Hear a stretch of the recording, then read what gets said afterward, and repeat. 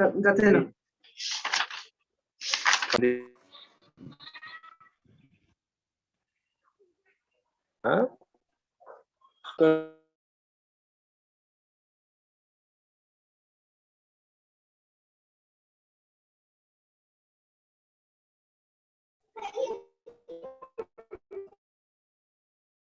Hello, नमस्कार ma'am.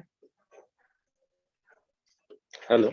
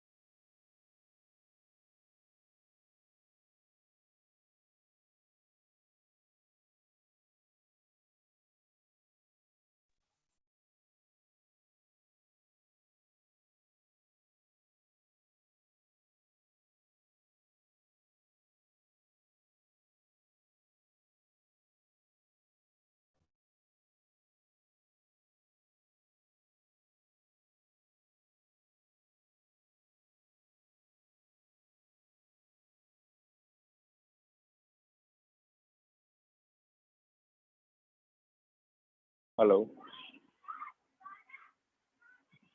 Hello. Yeah, we are going to start this session very soon.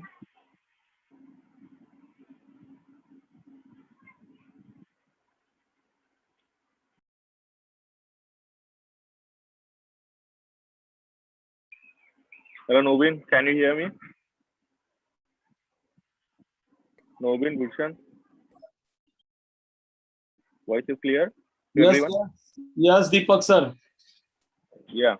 Thank you. Deepak sir, please start the seminar. Yeah, we will start, sir. We will wait for 5 more minutes. People are joining it. Okay, we will join. Let them join and we'll start after 5 minutes. Okay, sir.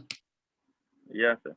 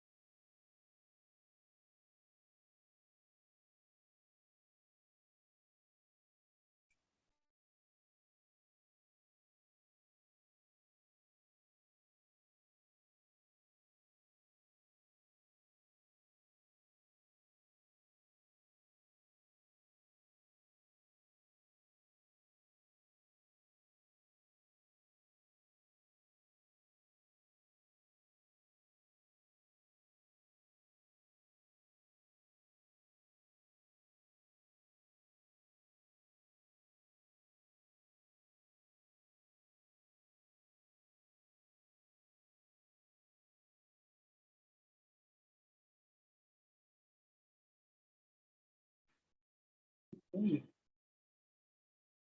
was just notification.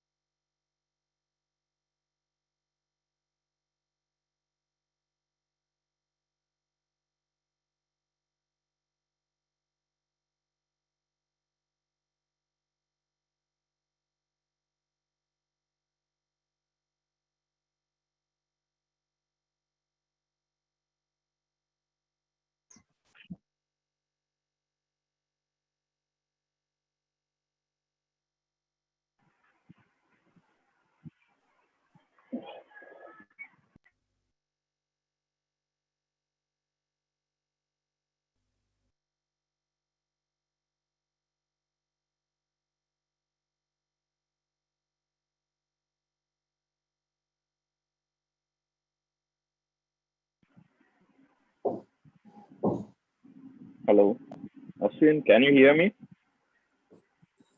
Ashwin? Yes, sir. I can hear you. Yes, sir. You're audible.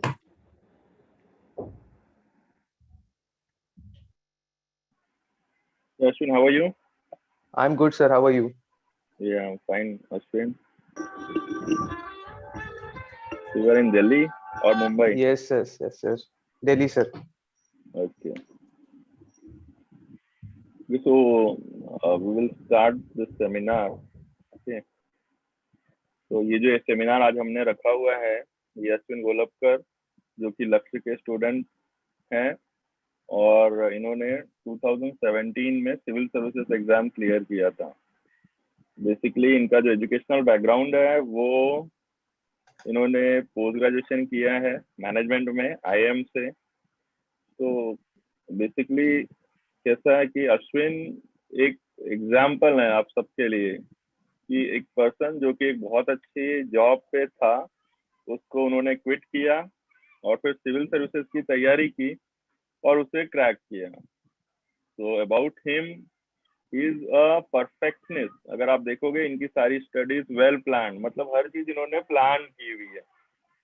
क्योंकि हम लोग पूरे एक साल इनकी पूरी जो studies थी वो हमारे यहाँ पूरी एसोसिएटेड थी और हम लोग डेली डिस्कस करते थे। तो जो एक बेस्ट पार्ट था जो मुझे पता है कि is a person who is very much plan कि क्या स्टडी करनी है, कैसे करनी है, नोट कैसे डिजाइन करना है, रिवीजन कब करना है, everything was planned by Ashwin. So about Ashwin, he will tell in a better way और आप लोगों को ये एक्सट्रैक्ट करना है अश्विन से कि आप अश्विन ने जो मेहनत की है उसको कैसे सुन के आप उसको सुनिए अश्विन को और अपने जो सिविल सर्विसेज के करियर है उसमें फॉलो करिए ताकि आप लोग बहुत इजीली ये एग्जाम क्रैक कर पाए। तो मैं ज्यादा टाइम नहीं ले रहा हूँ. Ashwin, Yes, sir. I'm welcoming you from Lux Academy. Okay, you can share your experience, how you have cracked this exam. Okay, you can start from your graduation time till you have cracked this exam. Okay, guide these students, okay, so that they can crack this exam very easily. Yes. Okay, sir. Okay, sir. So everyone can hear me, right? Yes. Yes, sir. Okay, Yes. okay. So I'll start. So is it okay if I speak Marathi and English in between, or do you want it in complete Hindi, complete English, complete Marathi? So Ashwin, you can use all the language. Okay, sir. All language you can use. Okay, okay. So, so good evening, everyone. I mean, मेरा नाम अश्विन है, Ashwin Golapkar. End sir ने जो मतलब इतना अच्छा introduction दिया, so I absolutely thank you sir for this wonderful opportunity. मैं एक्चुअली मेरे एक्सपीरियंस यहाँ पे मोस्टली शेयर करूंगा, and I want this session to be as interactive as मतलब as you can. So what ask your doubts, whatever you want to ask me regarding studies, how to choose optional and all these things, I'll mention. So I'll give you a bit of gist about my educational experience so far. मतलब मेरा जो childhood है, so I was born and brought up in Ratnagiri district. Ratnagiri city के आसपास एक पावस करके एक village है, वहां पर I completed my education till 10th standard in Marathi medium. So म्हणजे माझं पूर्ण एज्युकेशन मराठीमधून झालंय 10वी पर्यंत. त्याच्यानंतर I decided to come to Mumbai for further education because not enough opportunities were available in Ratnagiri. So I came in 11th to Thane. I started 11th, 12th. I wanted to go to IIT, so I started preparing for IIT classes and all. So after that, I couldn't get, unfortunately, lost. मतलब I काही मार्कांनी राहून गेलं माझं IITचं education. So त्याच्यानंतर मी Father Agnel College of Engineering मधून electrical मध्ये admission घेतली. इलेक्ट्रिकल 4 वर्ष मी डिस्टिंक्शन मध्ये पूर्ण कम्प्लीट केलं. आणि त्याच्यानंतर when I was preparing for this engineering exam, त्याच्यानंतर एक असा एक म्हणजे क्षण आला की मला पुढे डिसाईड करायचं होतं की मला पुढे शिकायचंय की काय करायचंय, जॉब करायचंय, कारण माझी प्लेसमेंट झाली होती. आणि त्याच्यानंतर मी असा विचार केला की म्हणजे माझ्या क्लासमध्ये काही जण होती ती युपीएससी साठी प्रिपेअर करत होती, आणि माझे वडील हे गव्हर्नमेंट सर्वंट होते, ते आता रिटायर झाले. तर त्यांच्याकडून मला युपीएससी बद्दल माहिती मिळायची की त्यांचे बॉस जे होते म्हणजे ते IAS ऑफिसर्स असायचे किंवा बऱ्याच रेव्हेन्यू सर्व्हिस वाल्यांची इंटरॅक्शन व्हायची. त्यामध्ये ते जस्ट मेन्शन करायचे की त्यांची लाईफस्टाईल कशी असते, त्यांची करिअर अपॉर्च्युनिटीज कशा असतात, ते कुठच्या एज्युकेशनल लेवल ते सगळं सोडून ते इथपर्यंत आले. आणि तो एक 2-3 IAS ऑफिसर्सना म्हणजे रत्नागिरी डिस्ट्रिक्ट कलेक्टरना वगैरे कधी भेटण्याचा योग आला होता माझा. त्याच्यावरून एक अट्रॅक्शन झालं होतं या सर्व्हिस बद्दल किंवा या एक्झाम बद्दल ऍज सच. तो एक विचार केला की हा म्हणजे इंजिनिअरिंग मधून जॉब तर होईलच, त्याच्याबद्दल काही वाद नाहीये, पण एकदा इथे जाऊन तर बघूया कशी एक्झाम आहे, काय असतो, याचा पॅटर्न काय आहे, किती मेहनत घ्यावी लागते, त्याच्याबद्दल काही आयडिया नव्हती. सो त्यावेळी मुंबईत फार क्लासेसही नव्हते, म्हणजे अजूनही माझ्या मते फार इतके क्लासेस नाहीयेत, फार चांगले क्लासेस फार कमी आहेत मुंबईमध्ये, असं माझं स्वतःचं म्हणणं आहे. सो पडवळ सरांशी भेटण्याचा योग आला. त्यावेळी दादरला मी पहिल्यांदा गेलो होतो, आणि ते सुद्धा रत्नागिरीचे निघाले. त्याच्यानंतर मी लक्ष्यमध्ये ऍडमिशन घेतली for foundation course. 1 year foundation course केला, आणि त्याच्यामध्ये मला कळलं की इतके सारे सब्जेक्ट शिकायला मिळतात, आणि in which actually had some interest, की याच्यातून काहीतरी नेशन बिल्डिंग साठी होऊ शकतं. म्हणजे स्वतःचं करिअर तर डेफिनेटली होतं, त्याच्याबद्दल काही वादच नाहीये, पण एक नेशन बिल्डिंग साठी जे एलिमेंट्स लागतात ते सगळे इथे शिकवले जातात. या एक्झाम मधून तुमची तयारी होते. हिस्ट्री असू दे, जिओग्राफी असू दे, सिविक्स असू दे, political science, sociology, economy etcetera etcetera. So त्याच्यानंतर मी 1 वर्षाचा फाउंडेशन कोर्स केला. फाउंडेशन कोर्स झाल्यानंतर माझं असं म्हणणं होतं की म्हणजे विचार केला होता असा की इंजिनिअरिंग नंतर डायरेक्टली फर्स्ट अटेम्प्ट द्यायचा. पण असं झालं की simultaneously I was preparing for cat आणि त्याच्यानंतर एक छोटंसं मनात असं काय म्हणतात त्याला वाटलं की म्हणजे suppose UPSC is a very Dicey field. जर का नाही झालं तर मग काय बॅकअप राहील आपल्याकडे. म्हणजे after 4 years let's say UPSC नाही झालं तर मागे वळून आपल्याला कुठचे चान्सेस मिळू शकतील. सो हा म्हणजे प्लॅन बी काय असेल. तर त्याच्यानंतर विचार केला की काहीतरी आपण एक एमबीए म्हणून करून ठेवूया. So I gave cat my final year. I cleared it. मला आय एम लखनौ, कोझिकोड आणि इंदोर मधून कॉल आले होते आणि आय एम कोझिकोड आणि आय एम इंदोर मध्ये माझं सिलेक्शन झालं होतं in which I chose IIM Indore. IIM मध्ये मी 2 वर्ष एमबीए केलं. माझं एमबीए मार्केटिंग मध्ये आहे. त्याच्यानंतर फायनल इयरला असताना मला चांगला मल्टीनॅशनल कंपनीमध्ये जॉब होता. खूप चांगलं पॅकेज होतं जे आय एम स्टुडंट्सना जनरली असतं. आणि ते झाल्यानंतर Excuse me, sir. Yes. Sir, can you please speak in Hindi and English? We're not comfortable in Marathi, sir. Okay. I speak in Hindi and English. Okay, so sir Hindi में बोलो ना, सबको yeah, समझ में आएगा. okay. I'll speak in Hindi or and English both. Okay. So when I was in final year, I was in IIM. I completely had forgotten about this exam and this preparation because I had a good job, I had a good package after IIM, and I started working in a multinational company. And after 1.5 years, there was a moment of introspection, and in which I thought, "कि क्या कर रहा हूँ मैं अपने life के साथ? I mean, do I really want to go in corporate and do this for the rest of my life, like 30 years, 35 years till I retire? या मुझे पीछे मुड़ के देखना चाहिए कि where should I do I need to revisit my dream?"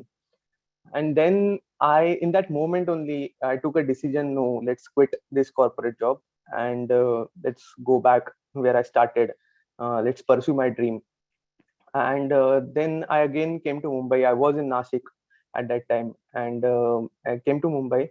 I had quit everything, this job and all. So I joined again Lakshya Academy. Prepared for a year. I was in Dadar branch for my mains preparation and Mulund branch and for my prelims preparation. So then I gave my first attempt, 2016. I'm preparing from 2016 and I cleared. Actually, sir actually mentioned it that I cleared in 2017, which is I cleared in 2019, UPSC 2019. I gave my first attempt in 2016. 2016 में मेरी prelim clear हुई थी, but prelim के बाद जो था वो time मैंने अच्छे से utilise नहीं KIA, मुझे लग रहा है अभी. सो मेरे मेंस 7 मार्क्स से छूट गई थी. देन 2016 का अटेम्प्ट नहीं निकला. 2017 again I cleared prelim, again I cleared mains also, but interview में काफी कम मार्क्स मिले थे 2017 में. फिर 2000 वो फिर इतना बुरा लगा था कि दो अटेम्प्ट गए, 3 साल चले गए थे और कुछ हो नहीं रहा था. तो आई वाज क्वाइट डिप्रेस्ड. तो 2018 में अच्छे से प्रिपेयर भी नहीं किया मैंने. तो 2018 में भी प्रीलिम भी नहीं क्लियर कर पाया. And then I actually thought of quitting it कि हो नहीं रहा, अभी तो प्रीलिम भी नहीं क्लियर हुआ. लास्ट अटेम्प्ट में एटलीस्ट तो इंटरव्यू तक तो गया था. तो I had that thought of quitting it, but then I realized, no, let's give one more attempt. Let's give everything in this attempt 2019. कि जब अगर हो रहा है तो होने दो, अगर नहीं होता है तो then I'll think about my career again. So 2019 में prelim निकला, mains निकला, and then interview भी निकला. So 2019 के बाद now I'm in Indian Trade Service, जो मुझे allot हुई थी. It was my sixth preference, sorry. Indian Trade Service. So abhi right now I'm in you can say training phase. Currently I'm Assistant Director General of Foreign Trade. Indian Trade Service comes under the Ministry of Commerce and Industry, and we are associated right now with DGFT, the Directorate General of Foreign Trade. And अभी journey चालू है, एक attempt मेरा बचा है, तो मैं एक अटेम्प्ट और देने वाला हूँ next year. So let us see कि अच्छे से हो जाए। अगर रैंक इंप्रूव हो जाता है तो I can go for a better service, otherwise I'm happy in this service also. या is there any doubt? No, we will take the doubt in the end. Okay so हाँ, so अभी मेरा ये journey रहा है, क्योंकि 2016 से I'm preparing, so 2021 you can say 4 attempts I have given. काफी बड़ा जर्नी रहा है, आई नो। काफी सारे अप्स एंड डाउन्स देखे हैं इसमें। So I briefly sir, I have a doubt. All of these are students, and do they know about this exam pattern, or do I need to explain that also? You can explain little bit overview. Okay. So I'll give the overview about this exam. What is exam is, you guys must have some basic your fundas clear कि exam क्या होती है, कितने pattern होते हैं, कितने steps होते हैं, कितने लेवल्स होते हैं, उसके बाद कैसे सिलेक्शन होता है, procedure end all. So basically this exam is conducted by union public service commission. जो इसका नोटिफिकेशन आपको फरवरी में आता है कि ये साल में कितने पोस्ट हैं यहाँ पर, और कितने पोस्ट, और उसका बाइफर्केशन, अगर आप आरटीआई वगैरह फाइल करोगे तो आपको मिल जाएगा कि आईएएस कितने, IPS. So there are total 26 services in it. Now Indian railway services का मर्जर हो चुका है और इंडियन रेलवे मैनेजमेंट सर्विस हो गई है, तो ये 1-2 साल से वो लोग रिक्रूट नहीं कर रहे through exam, but they will come again maybe next year और next to next year. So right now 22 to 23 services है जो इस एग्जाम से ऑफिसर सिलेक्ट करते हैं। And all these services are considered as they're very top notch services, kind of cream of the cream services, you can say, in every ministry, in every department. Then जिनमें सबसे prestigious जो है वो IAS समझी जाती है। some people, now that is completely on your interest, what do you want, कि कुछ लोग ऐसे हैं कि जिनको IPS ज्यादा पसंद है IAS से, कुछ लोग ऐसे हैं जिनको फॉरेन सर्विस ज्यादा पसंद है, तो ये कंप्लीटली आपके इंटरेस्ट पे डिपेंड है। But in the eyes of government of India, all these services have same status, all these services have same salary, same perks, जो अपने अपने डिपार्टमेंट के टॉप ऑफिसर्स को सिलेक्ट करती है। So there are these services, IAS, IPS, IFS, then postal service, trade service, revenue service, revenue IT, उसमें revenue customs आता है, उसमें railway account service, railway personal service, जो अभी रेलवे मैनेजमेंट सर्विस हो चुकी है। तो ये सारी सर्विसेज आती है, उसका नोटिफिकेशन आपको फरवरी में पता चलता है। उसके बाद आपकी जो एग्जाम होती है, जो उसको बोलते हैं प्रिलिमिनरी एग्जामिनेशन, तो बेसिकली इसके मार्क्स आपके एंड में काउंट नहीं होते, बट ये आपको क्लियर करने में, मतलब जो weed they just want to weed out people from this exam, so it's basically a screening test. उसमें 2 पेपर्स होते हैं। जो फर्स्ट पेपर होता है जनरल स्टडीज करके, उस 200 मार्क्स का paper, 100 questions, each question has 2 marks, end अगर आप रॉन्ग आंसर देते हो तो 1/3 of it is negative marking होता है। द सेकंड पेपर जो रहता है, that is only a qualifying paper, उसको सीसैट बोलते हैं। सीसैट जो होता है उसमें जनरली मैथमेटिक्स या फिर पैसेजेस, ये सब आते हैं, जो कि सीबीएसई 10th जो बोर्ड रहता है उस लेवल के आते हैं। सो बोल सकते हो कि मैथ्स टाइप एग्जाम रहता है, थोड़ा मेंटल एबिलिटी चेक करने के लिए। जो और ये जो एग्जाम होता है वो this is only a passing exam, जिसमें आपको 66.66 मार्क्स लाने होते हैं, that is 1/3 of the score. तो इसमें 80 क्वेश्चंस होते हैं, 80 questions 200 marks, each questions for 2.5 marks, and negative आप करोगे तो -0.833 आपको नेगेटिव होगा। देन इसका जो रिजल्ट लगता है वो जनरली 20-25 डेज के बाद, अभी यूपीएससी बहुत जल्दी रिजल्ट देती है, 25 डेज में आपको रिजल्ट आ जाता है। उसके बाद का जो एग्जाम होता है, जो कि 100 डेज के बाद आपको देना होता है from the day of prelim, उसको मेंस एग्जाम बोलते हैं, यूपीएससी मेंस एग्जाम। ये बहुत ही बड़ा एंड एग्जाम रहता है, रिटन एग्जाम रहता है। इसमें आपको क्वेश्चन आंसर्स लिखने होते हैं in terms of like what you right in your college exams और यूनिवर्सिटी एग्जाम्स। तो उसमें टोटल ऐसे फर्स्ट पेपर जो रहता है, I will give you the glimpse of every paper. First paper जो रहेगा आपका ऐसे पेपर रहेगा 250 मार्क्स। यहाँ पे आपको 2 ऐसे लिखने होते हैं, 125 मार्क्स फॉर ईच ऐसे। उसके बाद जो रहेगा तो जनरल स्टडीज 1, उसमें आपको हिस्ट्री आएगा, ancient medieval history, cultural part आएगा, ज्योग्राफी, ऑल ज्योग्राफी के फेनोमेनन्स और उसका इम्पैक्ट ऑन ह्यूमन लाइफ वगैरह वो सब पूछेंगे। सोशल क्वेश्चंस इसमें पूछे जाते हैं, सोसाइटी रिलेटेड, जेंडर इक्वालिटी, और all this kind of stuff they are in GS1. Then comes the paper of GS2, again 250 marks. All these papers are 250 marks. So 250 marks GS2, जिसमें आपको polity, constitution of India वो सब पढ़ाया जाएगा। फिर आपको GS2 में governance issues आएंगे, ये सब GS2 में आता है। And then the second part of GS2 is mostly IR, international relations, ये GS2 में आएगा। Then if you go to GS3 major part जो आता है mostly economics, economical questions, unemployment, all these issues, economy related issues इस पे पूछे जाएंगे। देन इकोनॉमी के बाद आपका biodiversity, that is environment, national security and disaster management, ये सब जो क्वेश्चन आएंगे ये GS3 में आएंगे। And then GS4 is ethics and integrity, which is a very very important component of civil services. I'll explain it regarding this. Ethics का paper आएगा आपका GS4 का, again 250 marks, तो 1000 marks GS, 250 ऐसे के 250 marks। Then आपको 2 qualifying paper रहेंगे। Qualifying paper में आपको इंग्लिश एक लैंग्वेज रहेगी, and one of the language you have to choose, either you can go for Hindi or you can go for Marathi, whatever are you comfortable in, that language you can choose. It is just a passing paper, and I guess the 75 marks you have to score in those passing papers. वो बहुत ही easy exam रहता है ये 2 paper, just qualifying, इसके marks count नहीं होते। तो इसके बाद आता है optional subject. Now there is a list of optional subjects that you can choose.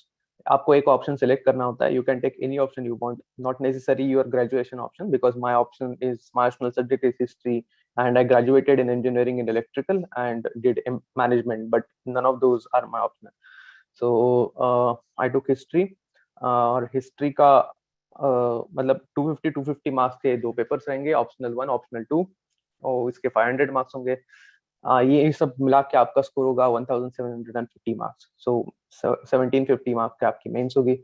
उसके बाद जो होगा आपका, अगर आप इसमें सेलेक्ट होते हो तो उसके बाद आपका एक इंटरव्यू होता है। Interview they call it as a personality test, not an interview. Personality test जो होगा उसको आपको 275 मार्क्स आते हैं, तो इसका जब कैलकुलेट करोगे तो सारा मिला के 2025 मार्क्स का एक पूरा एग्जाम होता है।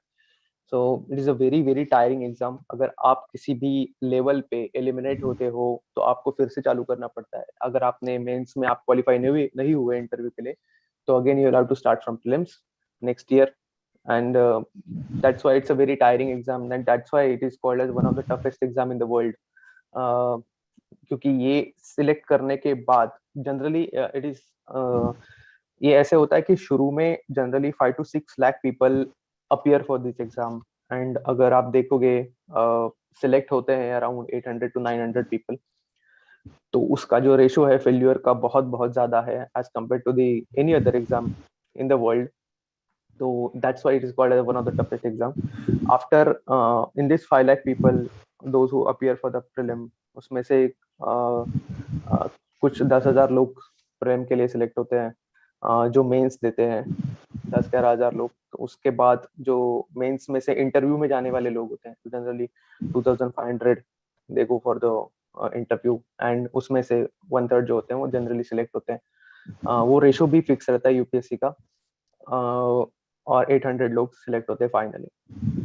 तो ये पूरा एग्जाम पैटर्न है यूपीएससी का। So now I'll touch upon what are the qualities which are required.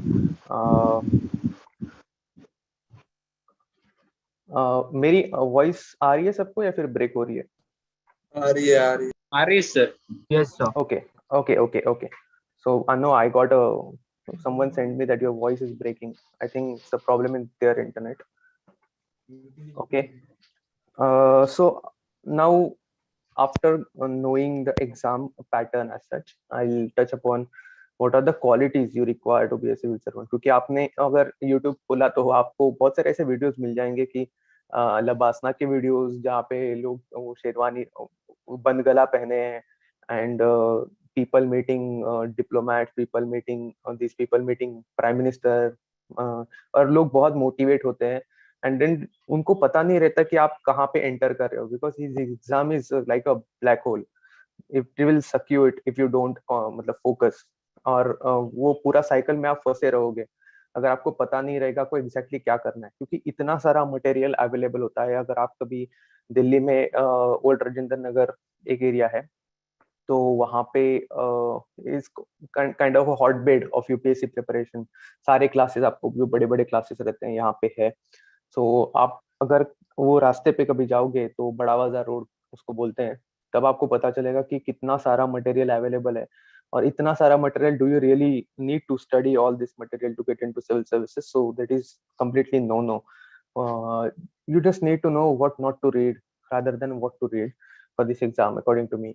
तो इतना सारा मटेरियल अवेलेबल है और आपका एक साल ऐसे ही चला जाएगा प्रिपरेशन में. आप डिसाइड नहीं कर पाओगे कि एग्जैक्टली क्या पढ़ना है क्या नहीं पढ़ना है. तो इसलिए आपको बहुत सोच समझ के ये डिसीजन लेना है कि मुझे civil services first of all करना है और करना है तो कौन सी क्वालिटीज इसमें होनी चाहिए. And according to me the first quality which is required and the most important quality is first is perseverance. Perseverance is the most important quality and patience. Perseverance मतलब आपको ऐसे मतलब I want you all of you to clear in the very first attempt and get the highest rank possible. All of you go to the whichever service you want to go really. But ऐसे होता है कि which is always not possible. अगर आप 800 लोगों की batch देखोगे तो only 30 to 40 people are there जो अपने first attempt में क्लियर कर पाते हैं सर्विस. बाकी के लोगों को कितने भी ब्रिलियंट हो जाए most of my batchmates are मतलब जो हम लोग ट्रेनिंग कर रहे हैं most of my batchmates are from IIT, from IIM, and they are from IIT Madras, Delhi. But still, they are in this phase after their graduation for 3 years, 4 years, 5 years, and that is the key to the success of the exam. कि इतना सारा आपको पढ़ना पड़ता है कि which is practically not possible to cover in one attempt. कुछ लोग कर पाते हैं, obviously they are geniuses.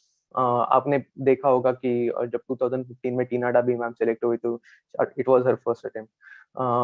तो बट हर एक को ये पॉसिबल नहीं होता.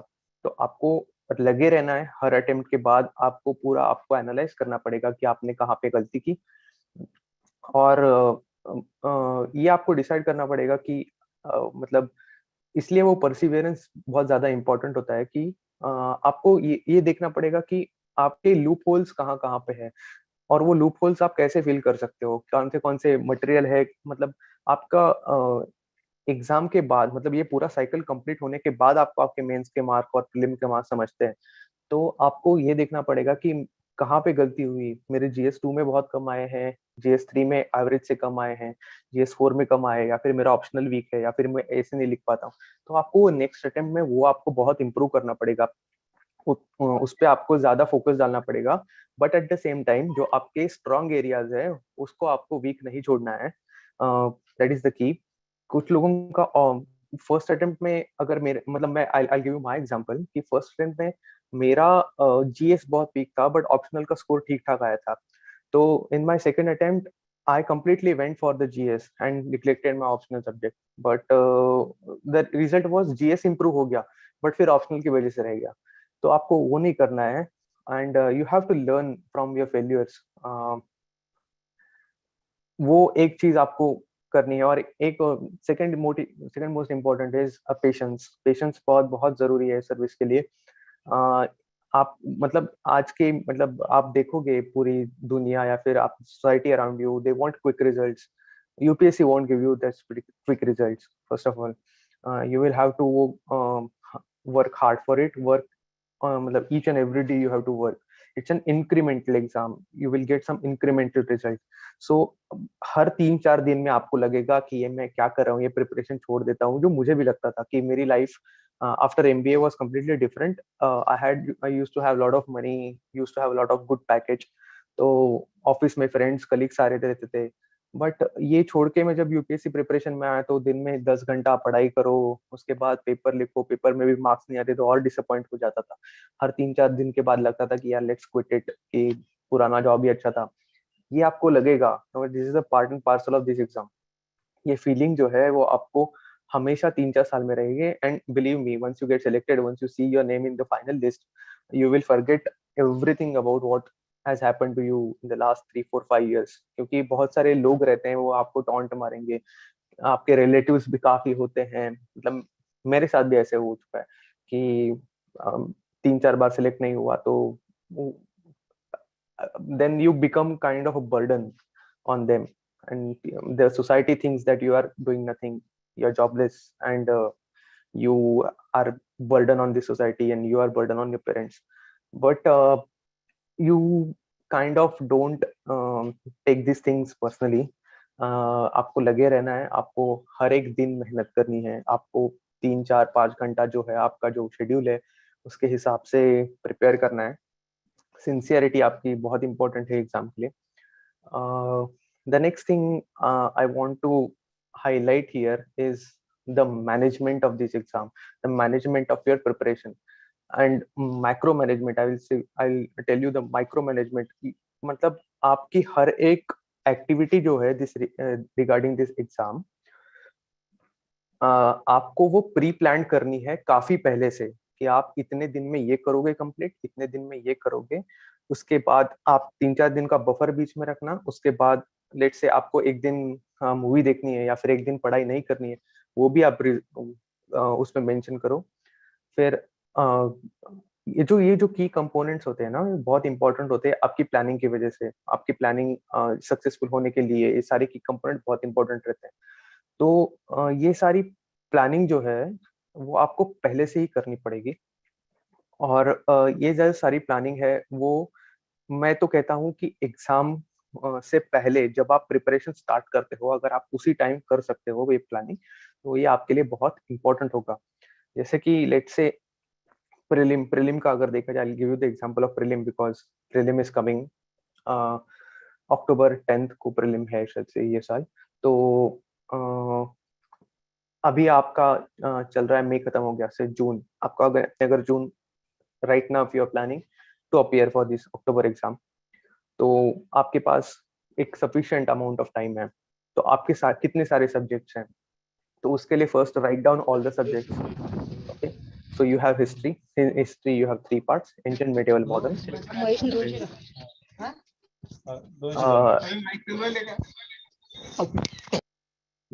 Can you turn off your mic or audio? Okay, so in history you have 3 parts: ancient, medieval, modern. I'm just giving you an example, just brief overview how to plan things. Then in geography you have 2 parts: physical geography, or it can be called as world geography, and Indian geography. Then the society part is there, some international relations part is there. Then you have a big chunk of current affairs that you have to go through for not least 1 or 2 years. All these things are there. Then polity part is there, environment part is there. So all these are the constituents of your prelim examination. तो ये आपको पहले write down करने हैं कौन से क्या क्या आता है. सबसे पहले तो लास्ट 2 ईयर के क्वेश्चन पेपर आपको देखने हैं कि क्या क्या आया था लास्ट 2 साल के क्वेश्चन पेपर में. और I would say last 5 year के क्वेश्चन पेपर आप पढ़ लो properly.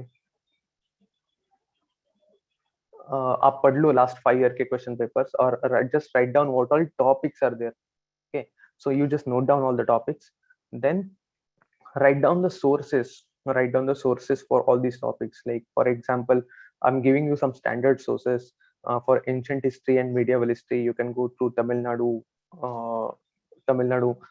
history book of 11th standard. Then geography के लिए आपको 11th standard के दो books आते हैं, that is physical world geography and Indian geography. Then for polity there's a Lakshmikant obviously. Then then for Shankar IAS for environment, etc. All these are the list of books that you will get it. Any good teacher can suggest you. And if you have gone through these books, and if you need something else, then also you can. These are not hard and fast rules, right? Like, these are the sources which I used to refer. But obviously you can go for other sources if you feel that this source is good than this source. आपके pass कुछ environment के notes हो which you think that more you kind of उसमें ज्यादा material है, उससे questions आ सकते हैं आपको लगता है, then you can go for that source also. So these are all the things. First of all, these are the sources that you get. So after reading these sources,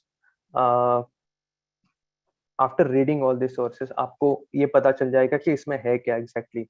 तो ये होने के बाद आपको पीरियोडिकली कुछ टेस्ट देने पड़ेंगे, जिसके लिए आपको एक test series, you need a good test series. Now there are some good test series available. I don't want to promote any test series first of all, but I'll tell you what I used to refer.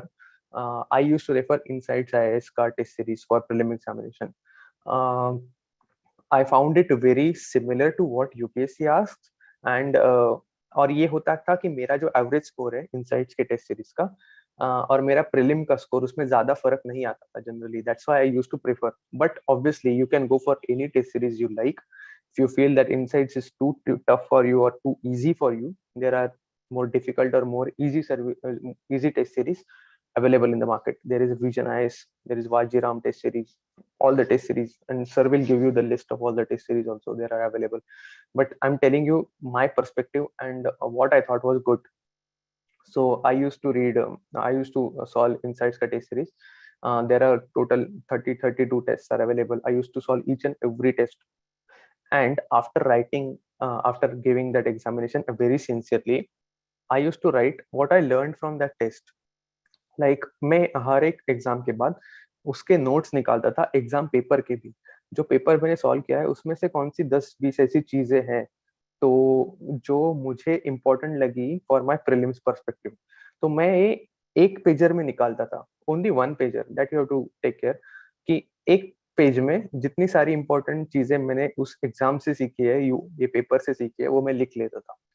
End then I used to compile it. So at the end of जब मेरा पूरा preparation खत्म होने के बाद, exam जाने से पहले 1 या 2 दिन पहले, एग्जाम जाने से पहले मतलब एग्जाम डे के पहले 2 दिन, मैं सिर्फ वो 1 पेजर पढ़ता था कि ये पेपर में से मैंने ये मिस्टेक की थी और नहीं, उसका आंसर ये है, बट ये मिस्टेक मेरे से हुई थी. तो ये मेरे पास सिर्फ 30 to 32 पेजेस पढ़ने के लिए होते थे. तो वो 32 पेजेस से मुझे ये समझ में आता था कि मैंने कौन सी मिस्टेक पूरे साल भर की है और पूरे साल भर मैंने टेस्ट सीरीज से क्या नया सीखा है. क्योंकि बहुत सारे लोग ये करते हैं कि टेस्ट बहुत सारे सॉल्व करते हैं बट वो रिवाइज नहीं कर पाते. End revision is the most important part of your studies. So आपको जो भी चीजें, जो भी बुक्स,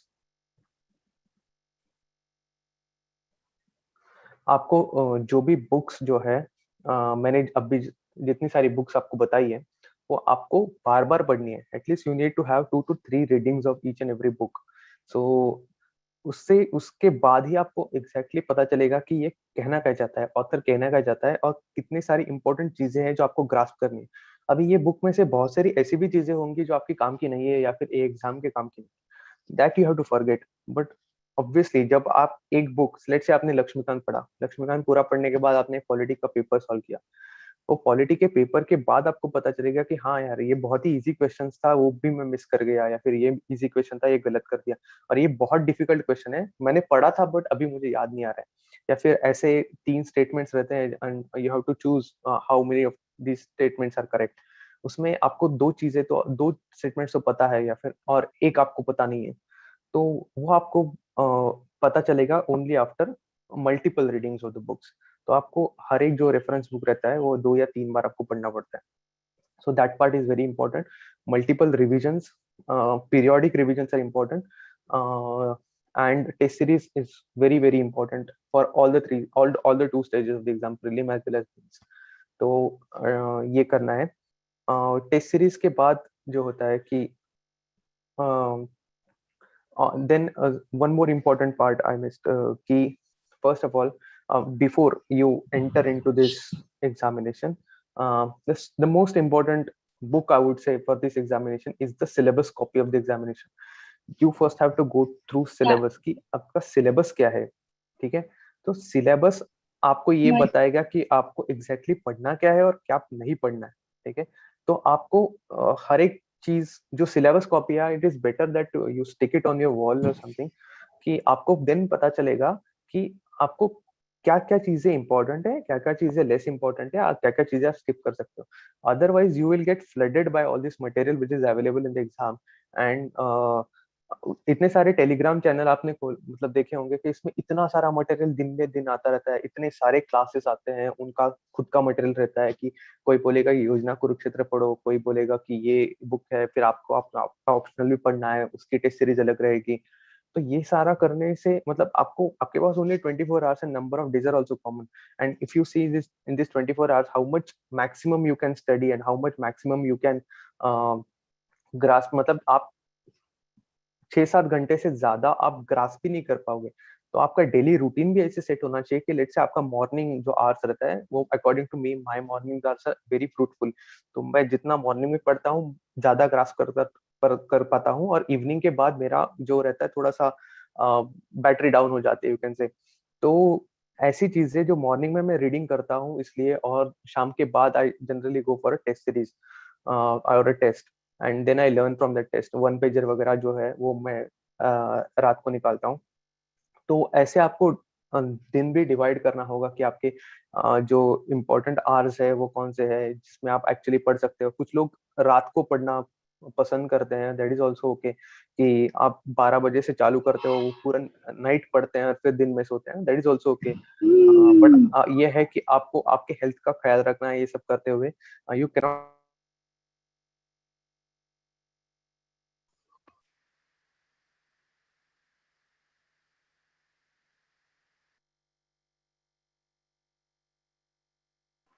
हेलो अश्विन, म्यूट हो गया. Okay okay.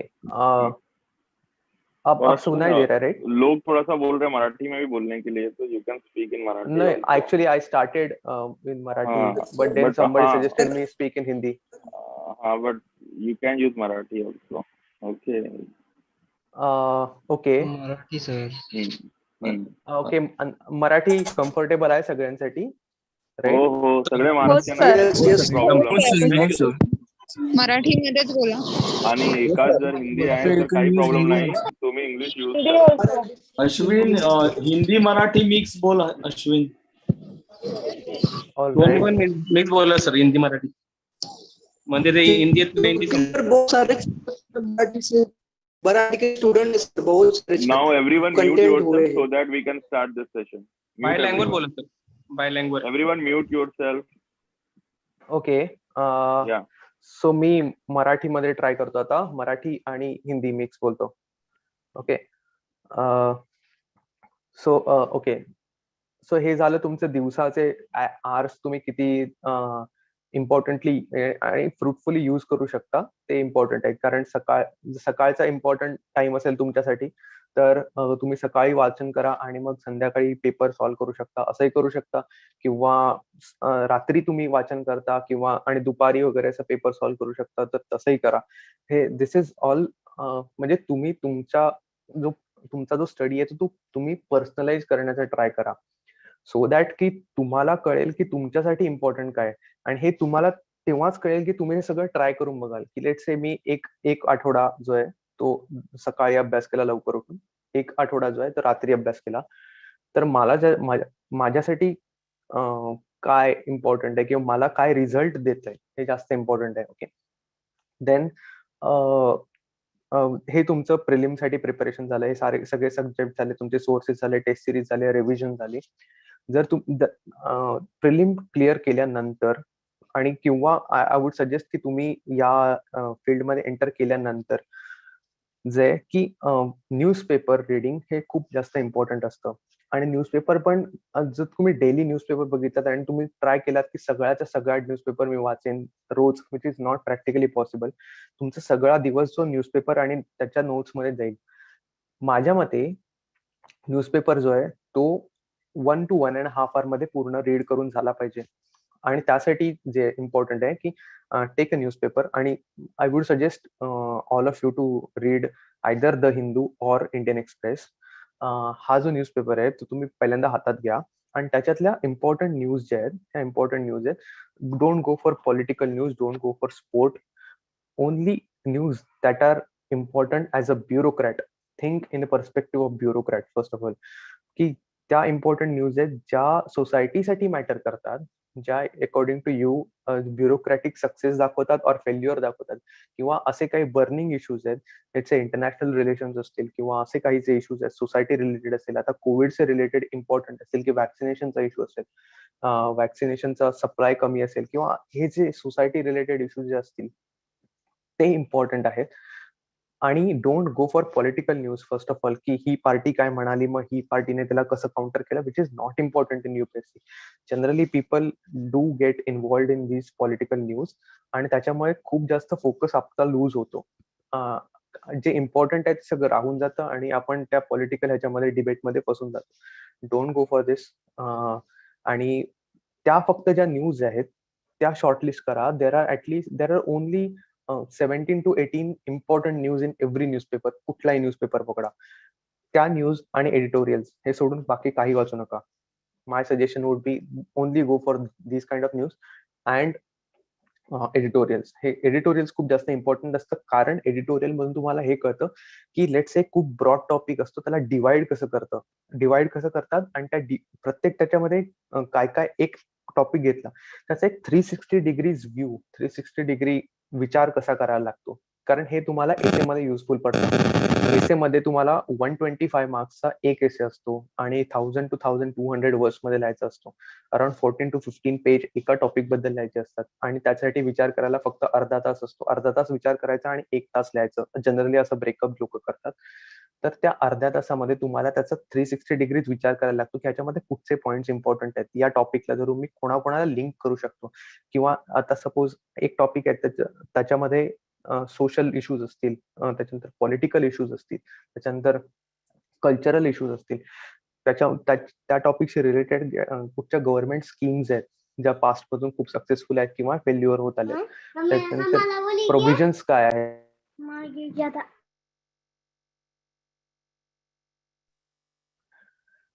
त्याच्या प्रोव्हिजन्स काय आहेत, तर हे सगळं जे आहे ना हे तुम्हाला त्या एडिटोरियल वरून कळतं. सो हे एडिटोरियल खूप जास्त इम्पॉर्टंट असतं एसे पर्स्पेक्टिव्ह, आणि बाकीच्या ज्या न्यूज असतात त्या मेन्स पर्स्पेक्टिव्ह इम्पॉर्टंट असतात. ऑल्सो ट्राय करा की दिवसातून 1 किंवा 2 आन्सर तुम्ही लिहाल. दिवसातून 1 किंवा 2 आन्सर 15-15 मार्काची जे तुम्हाला मेन्ससाठी लागतात ती लिहाल. ह्याच्यातून तुम्ही मेन्सच्या आन्सर रायटिंगच्या टचमध्ये असतात. आणि देर आर व्हेरियस प्रोग्राम्स जे आन्सर रायटिंग करतात, पण माझ्या मते तुम्ही जर का 2 किंवा 3 लोकांचा ग्रुप केलात आणि कुठचा तरी एक टॉपिक घेतलात आणि there are various questions available out there, की तुम्ही पास्ट इयरचे क्वेश्चन पेपर घेऊ शकता आणि त्याच्यातले एक क्वेश्चन रोज एक सॉल्व्ह करू शकता, तरी तुम्हाला इनफ मटेरियल अवेलेबल आहे. तर ह्याच्यातून तुम्हाला कळेल की तुम्ही दुसरा कसा लिहितोय, या क्वेश्चनचा जो अप्रोच आहे तो माझ्या फ्रेंडचा कसा आहे किंवा माझ्या फ्रेंडच्या फ्रेंडचा कसा आहे, आणि हे जे पॉइंट्स आहेत ते मिस केलेत किंवा हे आन्सर मी त्याच्यापेक्षा चांगलं लिहिलंय, आणि तुम्ही एकमेकाला मार्क देऊ शकता. त्याला पीअर रिव्ह्यू म्हणू शकतो आपण. ते तसं तुम्ही करू शकता. तसं नसेल तर तुम्ही जर तुमच्याकडे कोणी एक चांगला टीचर असेल किंवा तुमचा चांगला सिनियर असेल जो तुम्हाला गाईड करू शकेल त्या आन्सर रायटिंग बद्दल, दॅट इज ऑल्सो व्हेरी म्हणजे पॉसिबल आहे ते करणं. सो प्रत्येक असं तुम्ही त्याचा ब्रेकडाऊन करू शकता या स्टडीला, की आज मी GS1 चा एक क्वेश्चन सॉल्व्ह केला, उद्या GS2 चा केला, त्याच्यानंतर एथिक्सचा केला, ते करू शकता. अनदर इम्पॉर्टंट थिंग इज, हे मी मेन्सच्या ह्याच्याबद्दल सांगतोय, optional is a very very important part of your preparation. पहिल्यांदा तर या सर्व्हिसला म्हणजे एक्झामची तयारी करण्याआधी तुम्हाला हा डिसिजन घ्यायचा असतो की ऑप्शनल चूज कसा करायचा असतो. तर एक जनरली आपल्याला एक इन्क्लिनेशन असतं की मी 3-4 ऑप्शनलचे शॉर्टलिस्ट केले होते, तर ऍटलीस्ट 3 ऑप्शनल तुम्ही शॉर्टलिस्ट करा. First of all go through the syllabus, की या ऑप्शनलचा हा सिलेबस आहे, त्या सिलेबस वाचल्यानंतर तुम्हाला ऍटलीस्ट थोडंफार तरी नॉलेज असलं पाहिजे की की या ऑप्शनल मध्ये मला हे शिकायला मिळेल. ठीक आहे, या ऑप्शनल मधून म्हणजे हे नॉलेज आहे, म्हणजे ह्याच्यापैकी मला काही गोष्टी आधी माहिती आहेत किंवा काही गोष्टी वाचल्यानंतर कळतात, ह्याच्याबद्दल येऊ शकतं. सेकंड थिंग म्हणजे आणि तुम्हाला हा ऑप्शनल जो आहे तो लेट्स से 3 ते 4 वर्ष प्रिपेअर करायचा असतो. कारण लेट्स से तुम्ही 4th अटेम्प्ट मध्ये क्लिअर केली. मला असं वाटतं तुम्ही फर्स्ट अटेम्प्ट मध्ये क्लिअर करावी, बट 3-4 अटेम्प्ट होऊ शकतात कुठल्याही मुलाचे. तर 3-4 अटेम्प्ट साठी तुम्हाला 4 वर्ष सलग हा एकच ऑप्शनल वाचायचा असेल, तर तुम्ही तो इंटरेस्ट सस्टेन करू शकता का 4 वर्ष पूर्ण? तर हे खूप जास्त इम्पॉर्टंट आहे. थर्ड थिंग इज या ऑप्शनलचा मला कुठे इतर फायदा होऊ शकतो का? फॉर एक्झाम्पल तुम्ही जिओग्राफी घेतलं तर ऑब्व्हियसली जिओग्राफीचा तुम्हाला GS1 मध्ये फायदा होऊ शकतो, काही GS3 मध्ये फायदा होऊ शकतो, इकॉनॉमिक जिओग्राफी वगैरे. सो हे जास्त बघा की ह्या ऑप्शनलचा मला त्या ऑप्शनल मध्ये तर फायदा होईलच, पण इतरत्र कुठे फायदा होऊ शकतो का? ते एक आहे. काही लोक आपलाच ग्रॅज्युएशनचा ऑप्शनल घेतात, त्यांच्यावर पकड खूप जास्त इम्पॉर्टंट असते, which is very fine for me. You can take any option you want. पण हे आहे की तुम्हाला एक मिनिमम स्कोर प्रत्येक ऑप्शन मध्ये ठेवायला लागेल. आणि जनरली जर 250-260 मार्क्स आउट ऑफ 500 जर तुम्ही प्रत्येक अटेम्प्ट मध्ये स्कोर करू शकाल तर that is a good thing. लोक 300, 325, 350 पर्यंत पण जातात ऑप्शनल मध्ये, आणि काही लोक त्या ऑप्शनलच्या जोरावर ऑल इंडिया रँक 1 किंवा ऑल इंडिया रँक, तुम्ही मागच्या वर्षीचे स्कोर्स वगैरे जर का बघितले असतील तर तुम्हाला कळेल की 363 वगैरे मार्क्स पण मिळालेले आहेत ऑप्शनल मध्ये. So optional is a very important part of your study, कारण तो डिसाइड करतो की which service you get, right. GS जो आहे जनरली हे डिसाइड करतो की तुम्ही सिलेक्ट व्हाल की नाही, त्या लिस्ट मध्ये आल की नाही, पण तुमचा जो रँक आहे तो तुमचा ऑप्शनल डिसाइड करू शकतो, आणि it has a very very important part of your preparation. So ऑप्शनलच्या प्रिपरेशन मध्ये ऑप्शनल चूज करण्याचे हे सगळे क्रायटेरिया. एकदा चूज केल्यानंतर त्यासाठी रिसोर्स मटेरियल किती अवेलेबल आहे मार्केटमध्ये हे बघा. काही खूप फेमस ऑप्शनल असतात की लेट्स से लोक म्हणतात की या मागच्या वर्षी हा ऑप्शनल खूप चालला किंवा हा ऑप्शनल मध्ये जास्त मार्क्स नाही मिळाले. मला असं वाटतं की असं काही नसतं. फर्स्ट ऑफ ऑल, काही ऑप्शनल मध्ये काही वर्षी खूप जास्त आणि काही वर्षी खूप कमी हे होतच राहतं. आणि याच्यावर तुम्ही कुठचंही ऑप्शनल सिलेक्ट करणं की हा ऑप्शनल मध्ये खूप चांगले मार्क्स मिळतात म्हणून तो ऑप्शनल सिलेक्ट करणं is not a right way to choose this optional. त्याच्यात तुमचा इंटरेस्ट किती आहे हे बघा, रिसोर्स मटेरियल किती अवेलेबल हे बघा, आणि त्या ऑप्शनलला तुम्हाला दर एक 10 मिनिटांनी 7-8 दिवसांनी तुम्हाला रिव्हिजिट करायला लागतं. सो ऑप्शनल हे खूप इम्पॉर्टंट पार्ट आहे, आणि त्या ऑप्शनलवर तुमची कमांड असणं खूप जास्त गरजेचं आहे. ऑप्शनलचे आन्सर रायटिंग हे खूप इम्पॉर्टंट आहे, आणि त्याच्यावर जनरली म्हणजे दर एक महिन्याला तरी ऍटलीस्ट तुम्ही 1 किंवा 2 पेपर आपल्या ऑप्शनलचे सॉल्व्ह केले पाहिजे असं मला वाटतं. सो हे बघा ऑप्शनल किती इम्पॉर्टंट आहे ते. त्याच्यानंतर ऑप्शनल झाल्यावर जनरली तुमचं मेन्स प्रिपरेशन इथे कम्प्लीट होतं. एकदा तुम्ही मेन्स मध्ये सिलेक्ट झाल्यानंतर तुम्ही इंटरव्ह्यू मध्ये जातात. आता इंटरव्ह्यू मध्ये काही गोष्टी खूप जास्त इम्पॉर्टंट असतात की तुमची पर्सनॅलिटी कशी आहे, तुमची जे क्वेश्चन्स विचारतात त्या क्वेश्चन मध्ये नॉलेज किती आहे. आणि पर्सनॅलिटी टेस्ट म्हणजे ते तुमची ऍब्सोल्युटली म्हणजे ते पर्सनॅलिटी तुमचे जे कॅरेक्टर्स आहेत, आर यू म्हणजे तुम्ही सिव्हिल सर्वंट बनण्याच्या लायक आहेत की नाही हे त्या क्वेश्चन्स वरून ते जज करू शकतात. कारण पर्सनॅलिटी टेस्ट घेणारी जी लोक आहेत, तिथे जे चेअरमन आहेत आणि जे बोर्ड मेंबर्स असतात, ते are very very senior people, आणि त्यांनी आपल्या लाईफमध्ये आपापल्या फील्डमध्ये खूप खूप नाव कमवलेलं असतं. सो तुम्ही तिथे एकदा गेलात की तुम्हाला ते फार सिम्पल क्वेश्चन विचारतात, असंही नाही की फार जास्त डिफिकल्ट क्वेश्चन विचारतात, पण तुम्ही त्या क्वेश्चनला अप्रोच कसं करता हे ते बघतात. आणि त्याच्यातून तुमचं कॅरेक्टर दिसून येतं की तुम्ही त्या क्वेश्चनला फार एकदा टाळाटाळ केली तर ते ऑब्व्हियसली समजतात की तुम्ही नॉन सिरियस कॅन्डिडेट आहात, किंवा तुम्ही जास्त पॉलिटिकली इन्क्लाइंड आहेत, किंवा तुम्ही असा काही मनात तुमच्या बायस आहे त्या क्वेश्चन विषयी किंवा त्या सोशल टॉपिक विषयी. तर ते समजतात की तुम्ही किती फ्लक्च्युएबल आहात, की तुम्ही अडॉप्ट किती करू शकता सिव्हिल सर्व्हिसेसला. तुम्ही म्हणजे त्या सर्व्हिस म्हणजे त्या क्वेश्चन बद्दल तुमची जाण किती आहे हे जनरली ते बघतात. आणि असेच क्वेश्चन फार सिम्पल क्वेश्चन असतात, पण आणि ते क्वेश्चन विचारताना ते आधी तुमच्याकडून एक डॅफ म्हणून घेतात, डिटेल्ड अनालिसिस फॉर्म जो असतो त्याच्यामध्ये तुमची पूर्ण इन्फॉर्मेशन लिहिलेली असते की तुम्ही तुमचं होम टाउन कुठचं आहे, तुम्ही बॉर्न कुठच्या विलेजमध्ये झालात, त्याच्यानंतर तुमची बर्थ डेट काय आहे. आता त्या एवढी सिंपल तुमचं एज्युकेशनल बॅकग्राऊंड काय आहे, तुम्ही पोझिशन्स ऑफ रिस्पॉन्सिबिलिटी कधी गेली होती का, तुम्हाला कुठचे स्पोर्ट्स आवडतात, एक्स्ट्रा करिक्युलर ऍक्टिव्हिटीज कुठच्या आहेत.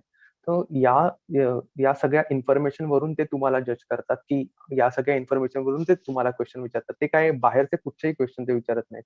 पण या आता सपोज तुम्ही लिहिलंय की मला क्रिकेट खेळायला खूप आवडतं आणि तर तुम्हाला माहित नसेल की सचिन तेंडुलकरच्या रन्स किती आहेत किंवा किती हंड्रेड्स आहेत किंवा why he is called the greatest player in India.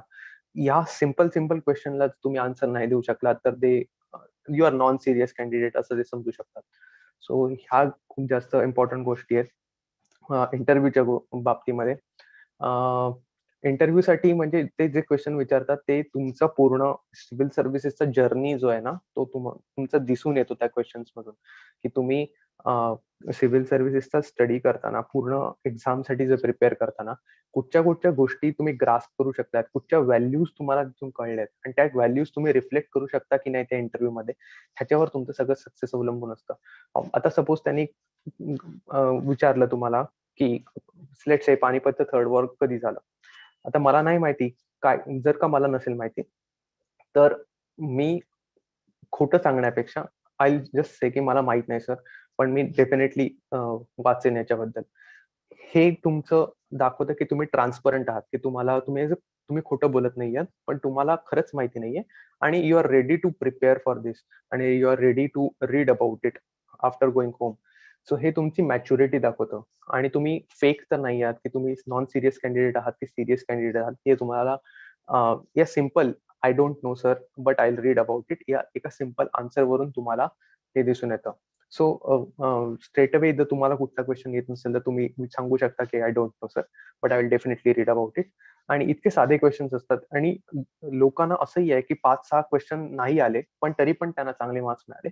पण जर तुम्ही काहीतरी खोटा आन्सर दिलात किंवा काही असं कुठचंही स्टेटमेंट तुमच्याकडून गेलं की तुमचा बायस दाखवतो की तुम्ही एका जेंडरशी बायस्ड आहात का किंवा तुम्ही मिसॉजिनिस्ट आहात का, बिगट आहात का, तर ह्या सगळ्या क्वालिटीज तुमच्यामध्ये जर का त्यांना आढळून आल्या तर तुम्हाला कमी मार्क्स देतात. असंही झालंय की खूप लोकांना असं वाटतं की माझा इंटरव्ह्यू खूप चांगला गेला पण ज्यावेळी रिझल्ट आला तर 140 मार्क्स होते किंवा 130 होते, असंही झालंय. आणि काही लोकांना एक्सपेक्टेड पण नसतं की माझा इतका इंटरव्ह्यू नव्हता चांगला गेला बट मी जेन्युइनली इंटरव्ह्यू दिला होता आणि मला 170, 180, 191 मार्क्स मिळाले, असंही होऊ शकतं.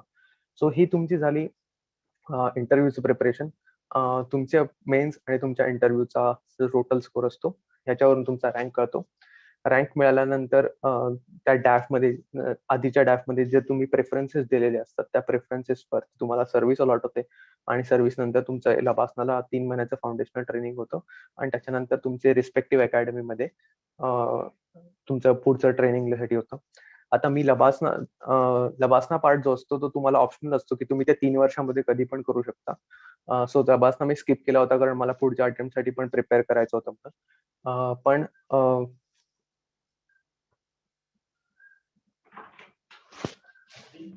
सो जनरली असं असतं की एकदा तुम्ही लबासना झाल्यानंतर तुमचं जे ट्रेनिंग असतं, माझं ट्रेनिंग जे आता ते इंडियन ट्रेड सर्व्हिसचं ट्रेनिंग दिल्लीमध्ये असतं. दिल्लीमध्ये Indian institute of foreign trade मध्ये ट्रेनिंग होतं आणि जनरली इथे म्हणजे एक खूप चांगलं एन्व्हायरमेंट आहे. इथे तुम्हाला खूप जास्त रिस्पेक्ट दिला, तुम्हाला सोसायटल रिस्पेक्ट तर या सर्व्हिस मधून मिळतोच.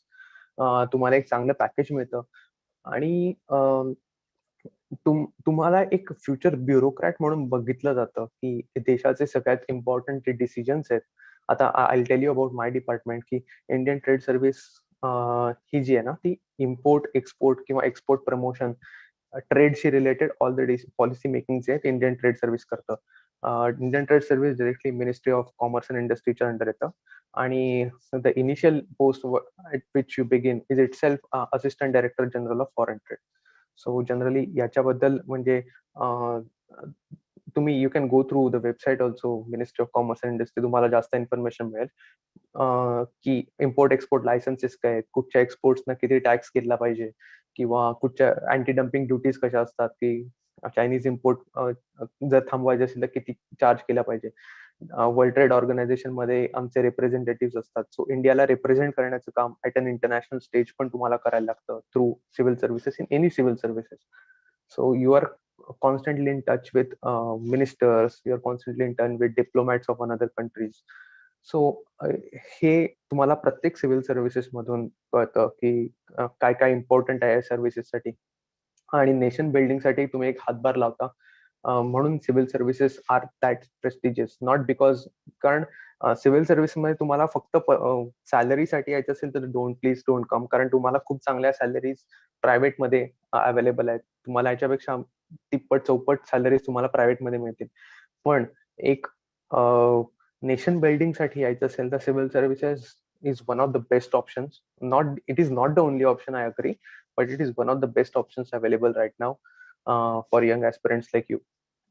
आणि माझा एक्सपिरियन्स म्हणजे मी जानेवारी पासून आमचं ट्रेनिंग सुरू झालं. माझा एक्सपिरियन्स हा खूपच सुंदर होता. वेगवेगळ्या डिप्लोमॅटशी भेटणं, त्यांच्या थ्रू त्यांचे क्लासेस असतात किंवा त्यांचं ट्रेनिंग असतं, हे खूप मेस्मरायझिंग एक्सपिरियन्स असतो सिव्हिल सर्व्हिसेसच्या ट्रेनिंगचा. आम्ही सगळे एकत्र राहतो इथे, सगळे इंडियन ट्रेड सर्व्हिसेसचे ऑफिसर, आणि आमच्यात इंटरॅक्शन्स असतात की तुमचं याविषयीचे काय मत आहे किंवा सोसायटल इश्यू आहे, तुम्ही तुमचं प्रिपरेशन कसं केलं, हे सगळं आम्हाला एकमेकांकडून शिकायला मिळतं. So I'll stop here and I'll give the floor to you guys. तुम्हाला कुठचे डाऊट असतील, काय विचारायचं असेल किंवा काही तर तुम्ही विचारू शकता कुठचाही question. How to motivate ourselves?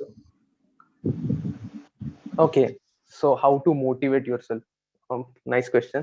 C, मी जसं सांगितलं तसं एव्हरी 3-4 दिवसांनी तुम्ही डिमोटिवेट होणं ऑब्विस आहे, पण एक लॉंगर पर्स्पेक्टिव्ह स्वतःच्या लाईफ बद्दल असायला पाहिजे. तुम्ही जो डिसिजन घेतलाय सिव्हिल सर्व्हिसेस मध्ये एंट्री करण्याचा, तो तुम्ही कशाला घेतलाय हे जास्त इम्पॉर्टंट आहे की एक नेशन बिल्डिंग साठी तुम्ही घेतलाय आणि तुमच्या करिअरसाठी घेतलाय. So obviously it will take 4 to 5 years for this to succeed.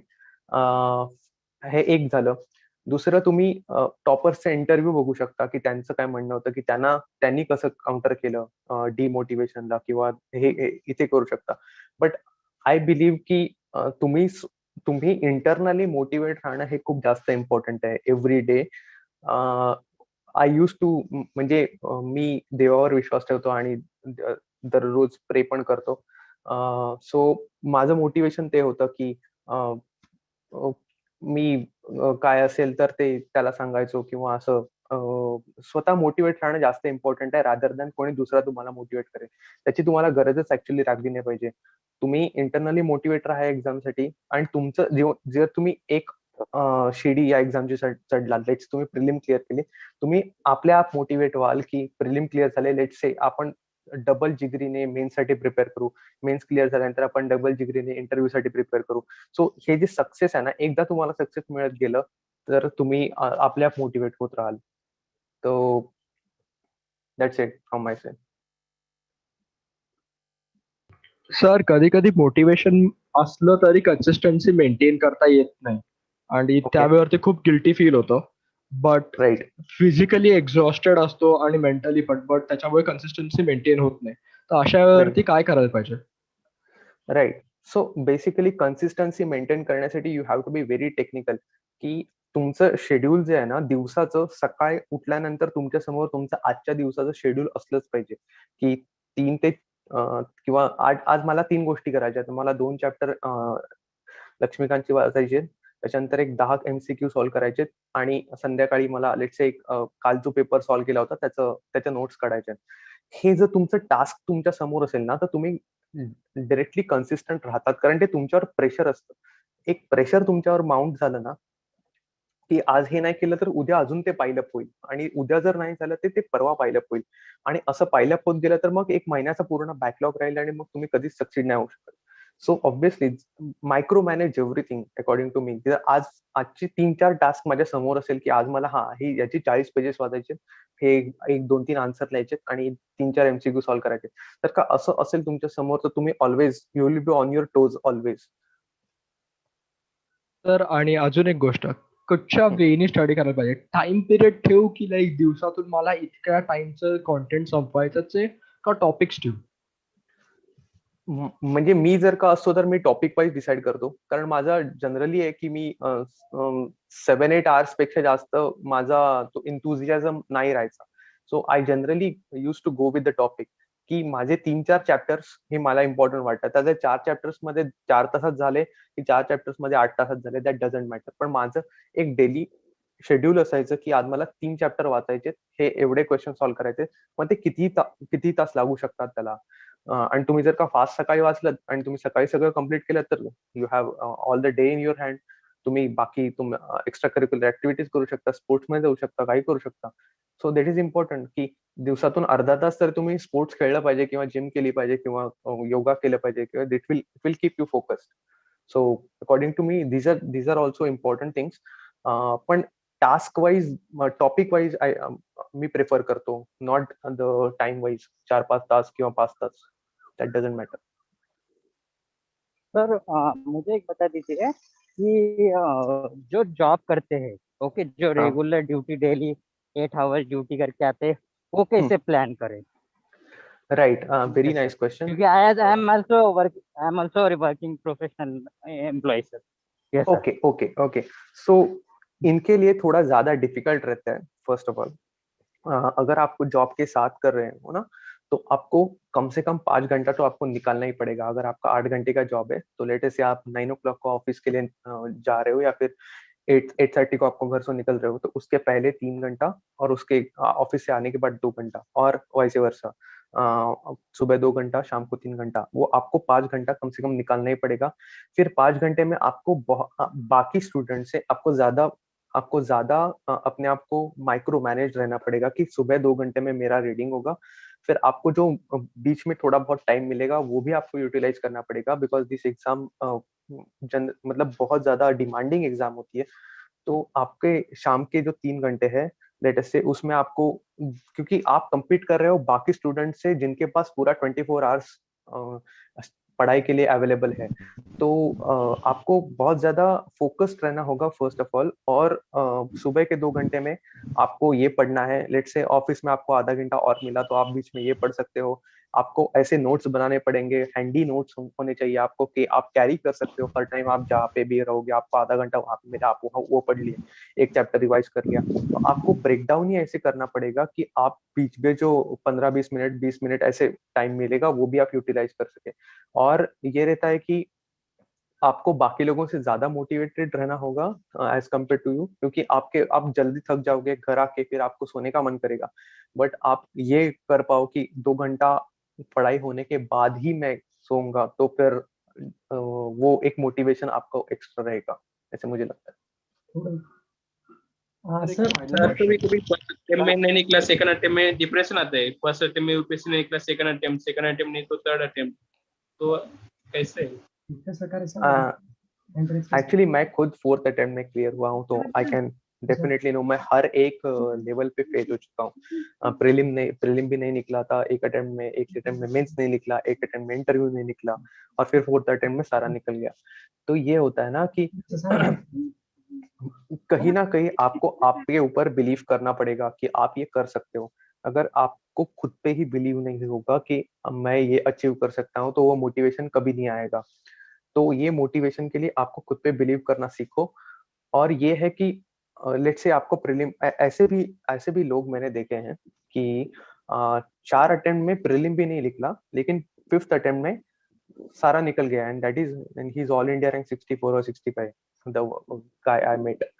कि 4 अटेम्प्ट में प्रीलिम भी नहीं निकला था, लेकिन 5वें अटेम्प्ट में जब प्रीलिम, क्योंकि ही न्यू कि उसको बिलीव था कहीं ना कहीं कि वो जानता था कि अगर मेरा प्रीलिम निकल जाए तो मैं मेंस और इंटरव्यू निकाल के रहूंगा. So and he got a chance in his 5th attempt कि उसका प्रीलिम निकला, उस अटेम्प्ट में उसने मेंस और इंटरव्यू सारा एक साथ निकाल दिया. तो ऐसे बहुत सारे एग्जांपल्स आपको मिलेंगे जिसने ये सब अचीव किया है, ये भी अचीव किया है. तो यही होता है कि आपको खुद पे बिलीव रखना पड़ेगा. और ये है कि आप हिम्मत लास्ट तक नहीं हारनी है अब डेफिनेटली, क्योंकि बहुत सारे लोग रहेंगे जो फर्स्ट अटेम्प्ट के बाद क्विट करेंगे, सेकंड अटेम्प्ट के बाद क्विट करेंगे। अगर आप एंड तक रह सकते हो ना यहाँ तक, तो आप डेफिनेटली डेफिनेटली सक्सेसफुल होंगे। और ये है आपको आपके मिस्टेक से सीखना पड़ेगा। तो आपने फर्स्ट अटेम्प्ट में आपको आपकी जो सेकंड अटेम्प्ट की स्ट्रेटेजी होनी चाहिए, that has to be revisited.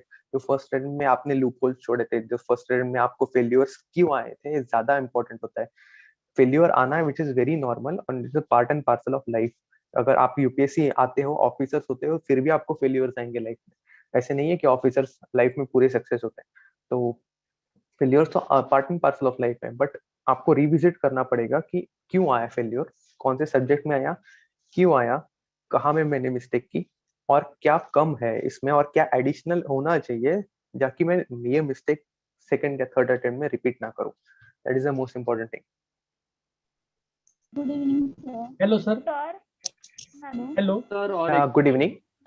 या लास्ट चीज की आपने जैसे बोला कि आपका बस 7 to 8 आवर्स ही कंसंट्रेशन रहता है। लेट्स से कि मेरा उतना भी नहीं रहता, लाइक 4 to 5 आवर्स या फिर उसके आसपास में मैं थक जाता हूँ। So I know that isn't enough end मुझे और करना है। वो विल रहता है, मोटिवेशन रहता है कि और करना है, बट लाइक उतना टाइम कंसंट्रेशन ही नहीं रहता। I start procrastinating and my mind wanders off to somewhere else. So how do I avoid doing that and how do I stay focused for long periods of time, because that to me is one of the hardest parts of studying. Okay. मुझे तो I'll give you, मैंने जब शुरू KIA था UPSC preparation, मैं 3 ही घंटा पढ़ पाता था। उसके बाद क्योंकि मुझे ऑफिस की पूरी आदत लग चुकी थी, उसमें एक एक घंटे के बाद चाय कॉफी ये सब मस्ती मजाक होता रहता था। तो I used to study only for 3 hours. From 3 hours to 6 hours मैंने वेरी सिंपल स्ट्रेटेजी थी। आज मैंने 3 घंटा पढ़ा है, कल मैं 3 घंटा और 5 मिनट एक्स्ट्रा पढ़ूंगा। फिर परसों मैं 3 घंटा और 10 मिनट एक्स्ट्रा पढ़ूंगा। फिर मैं 3 घंटा और 15 मिनट एक्स्ट्रा पढ़ूंगा। रोज सिर्फ 5 मिनट एक्स्ट्रा पढ़ना है, बाकी कुछ नहीं करना है। रोज अगर 5 मिनट एक्स्ट्रा पढ़ पाओगे तो 12 घंटे में आप 12 दिन में आप 1 घंटा पढ़ पाओगे एक्स्ट्रा। और फिर ऐसे 12 12 24 3 महीने में आप पूरा 6 से 7 घंटा कवर कर लो। ऐसा एक्स्ट्रा आपको कुछ नहीं करना है, सिर्फ 5 मिनट आप पढ़ ही सकते हो। ऐसा कुछ नहीं है कि 5 मिनट आप नहीं पढ़ सकते। तो 3 घंटा आप पढ़ते हो, ठीक है, तो 3 घंटा और 5 मिनट पढ़ लेना दूसरे दिन। 3 घंटा और 10 मिनट पढ़ लेना, 3 घंटा 15 मिनट। ऐसे इंक्रीमेंटल बिल्डअप करोगे तो हो जाएगा। अगर आप सोचोगे कि मैं आज 3 घंटा पढ़ रहा हूँ और कल मैं 7 घंटे पढ़ूंगा, तो कभी नहीं हो पाएगा, क्योंकि आप अचीव ही नहीं कर पाओगे। 3 घंटे के बाद बोर हो जाओगे और फिर दूसरे दिन 3 घंटा भी नहीं पढ़ पाओगे। तो 3 घंटा और 5 मिनट एक्स्ट्रा पढ़ ही सकते हो। तो अगर इंक्रीमेंटली फॉलो करोगे तो हो जाएगा, 2-3 महीने में आप कवर कर लोगे उतना। सर ऑप्शनल सब्जेक्ट कसा चूज करावा? सहसा असं होतं की कन्फ्युजन असतं, म्हणजे बऱ्याचदा म्हणतात की ऑप्शनल सब्जेक्ट हा स्कोरिंग सब्जेक्ट घेतला पाहिजे, पण जर लिटरेचर मध्ये आपल्याला इंटरेस्ट असेल तर मग कसं हे कन्फ्युजन कसं दूर करावं? स्कोरिंग सब्जेक्ट घ्यावा की लिटरेचरचा सब्जेक्ट घ्यावा? आय वुड सजेस्ट तुमचा इंटरेस्ट ज्याच्यात आहे तो सब्जेक्ट तुम्ही घ्यावा. If you have interest in that subject तर तुम्ही कुठचाही सब्जेक्ट स्वतः स्कोरिंग बनवू शकता. असंही नाहीये की लिटरेचर घेऊन लोकांनी स्कोर नाही केले. I know a person English literature आहे, तर इंग्लिश लिटरेचर असून त्यांना 290 आणि 295 मार्क्स होते लास्ट इयरला. सो असं नाहीये की तुम्ही लिटरेचर ज्या सब्जेक्ट मध्ये तुम्हाला इंटरेस्ट आहे आणि ज्या सब्जेक्टवर तुमची कमांड आहे, भले तो कुठचाही सब्जेक्ट असू दे, त्याचं मटेरियल कितीही स्केअर्सली अवेलेबल असू दे मार्केटमध्ये, तो तुम्ही कन्वर्ट करू शकता from a normal subject to scoring subject. So ते करायला शिका तुम्ही. तुम्हाला जर का लिटरेचर सब्जेक्ट मध्ये आवड आहे तर तुम्ही स्वतःच्या नोट्स स्वतः बनवू शकता आणि तुम्ही स्वतः सक्सेसफुल होऊ शकता. You don't need guidance of any other. जर तुम्हाला त्याच्याबद्दल ऍक्च्युअली बिलीव्ह वाटत ना, तुम्ही तोच सब्जेक्ट घ्यावा असं मला वाटतं. सर नमस्कार. अश्विन सर नमस्कार.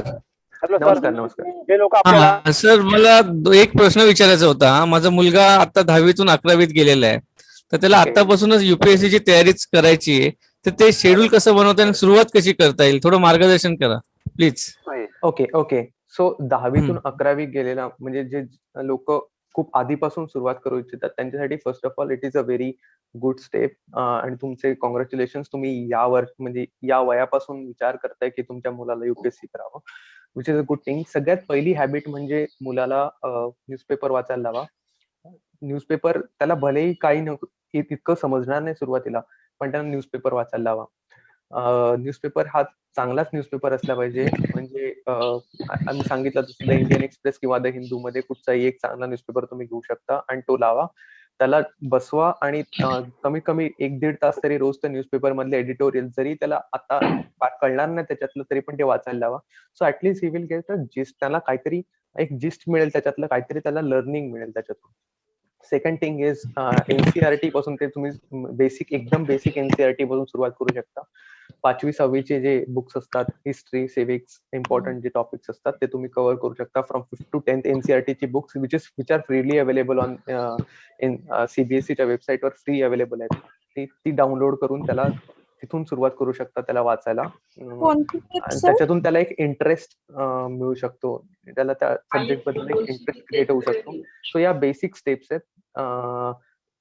इथपासून जर तुम्ही सुरुवात केली की त्याचं ते फाउंडेशन जे आहे ना ते खूप स्ट्रॉंगली तयार होऊ शकतं. आणि when he will actually start preparing after his graduation, तो एक खूप चांगल्या फाउंडेशन लेवलला चालू करेल. आणि त्याच्यानंतर त्याला जे सुरुवातीला 5-6 महिने जे बाकी सगळे ऍस्पिरंट स्ट्रगल करतात ते करायला नाही लागणार, कारण त्याला या सगळ्या गोष्टींची जाण असेल. सो न्यूजपेपर आणि NCERT I will suggest you can start from now.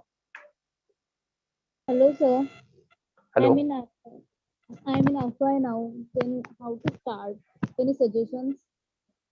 I didn't get you. Can you please come again? Hello, sir. I'm in Yes. FYBA now. How to start? FYBA. Okay. Yes, So yes, FY FYBA. Again I just like I said की तुम्ही आपल्या graduation असेल तर तुम्ही हे choose करू शकता की तुमचा ऑप्शनल कुठचा आहे आणि थोडं ऑप्शनल बद्दल वाचू शकता. सेकंड थिंग इज एनसीआरटी चालू करू शकता. आणि third thing is daily newspaper. जर तुम्ही आतापासून वाचले तुम्हाला एक 3 वर्षाचा ऍडेड ऍडव्हान्टेज मिळतं की कुठल्याही टॉपिकला तुम्ही 360 डिग्रीजने कसा विचार करू शकता. So this is very important for any UPSC ऍस्पिरंट.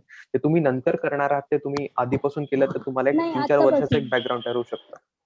हो, ते 3-4 वर्षाचं बॅकग्राऊंड तुम्ही डेली न्यूजपेपर सुरू करा, एनसीआरटी वाचायला सुरू करा आणि ऑप्शनल कुठचा घ्यायचा याच्याबद्दल विचार करायला सुरू करा.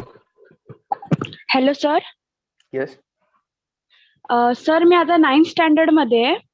तर हा. मला तर मी प्रिपेअर कसं करू, म्हणजे युपीएससी साठी आतापासूनच सुरुवात करायची की 10th पासून?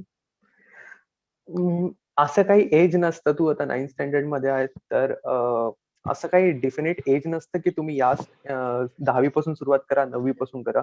पण 9th स्टँडर्ड मध्ये I guess you can start with daily newspaper. फक्त दिवसाचा एक न्यूजपेपर वाचला तरी तुम्ही खूप होईल. तुम्हाला जास्त आत्तापासून करायची गरज नाहीये. तर तुम्ही हे 12वी नंतर इंजिनिअरिंग किंवा जे ग्रॅज्युएशन तुम्ही करा तेव्हापासून तुम्ही जास्त फोकसली अभ्यास करू शकता. पण आतापासून तुम्ही एक डेली न्यूजपेपर केलं तरी खूप होईल. Sir hello sir. Yes please. UPSC साठी क्लास लावणं गरजेचंच आहे काय? हा, व्हेरी नाईस क्वेश्चन. युपीएससी साठी क्लासेस मस्ट आहेत का? तर नो. म्हणजे क्लासेस मस्ट नाही आहेत, but there should be someone to guide you.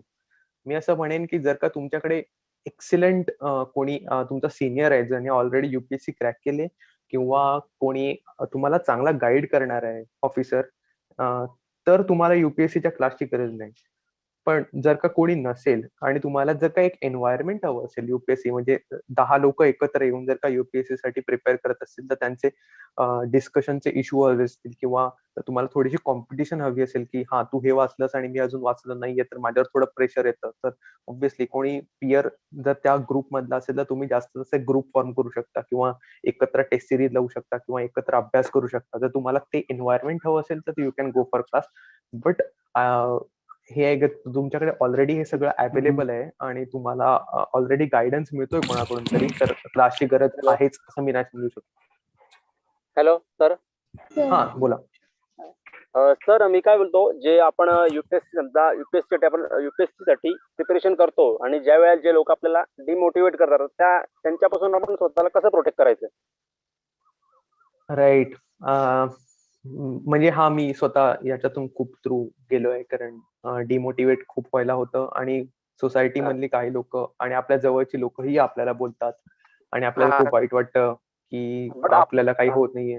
हा, तर बेसिकली हे आहे की म्हणजे तुम्ही त्यापासून स्वतःला अलिप्त म्हणतात ना, अलिप्त ठेवणं खूप जास्त इम्पॉर्टंट असतं. कारण आणि मी जनरली असं असायचं की अशी जी लोक आहेत की त्यांना मी जास्त व्हिजिटच नाही करायचो किंवा त्यांच्याकडे फार जास्त लक्ष नाही द्यायचो की कारण मला हे होतं की माझे आई बाबा माझ्यासाठी जास्त इम्पॉर्टंट होते आणि त्यांचा सपोर्ट जोपर्यंत माझ्या बरोबर होता तोपर्यंत मला म्हणजे काहीच टेन्शन नव्हतं. So they were always with me through out this journey आणि त्यांचा माझ्यावर विश्वास होता हे माझ्यासाठी खूप होतं. त्यामुळे बाकीचे नातेवाईक काय म्हणतात किंवा माझे फ्रेंड्स काय म्हणतात किंवा ह्याच्याबद्दल आय डिडंट केअर.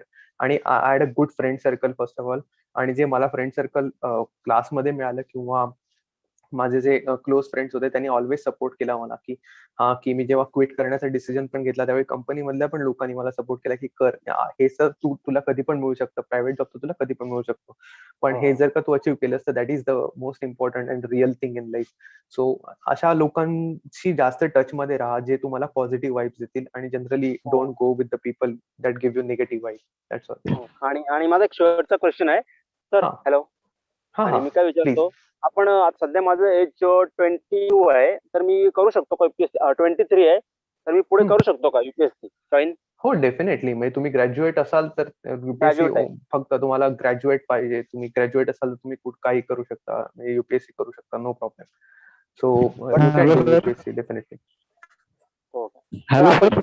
एज मध्ये युपीएससी जॉईन केली? मी खूप लेट युपीएससी जॉईन केलं कारण मी 22 वर्षाचा असताना इंजिनिअरिंग केलं, त्याच्यानंतर 24 असताना IIM मधून पासआउट झालो, त्याच्यानंतर 2 वर्ष जॉब आणि त्याच्यानंतर युपीएससी प्रिपरेशन करायला सुरुवात केली.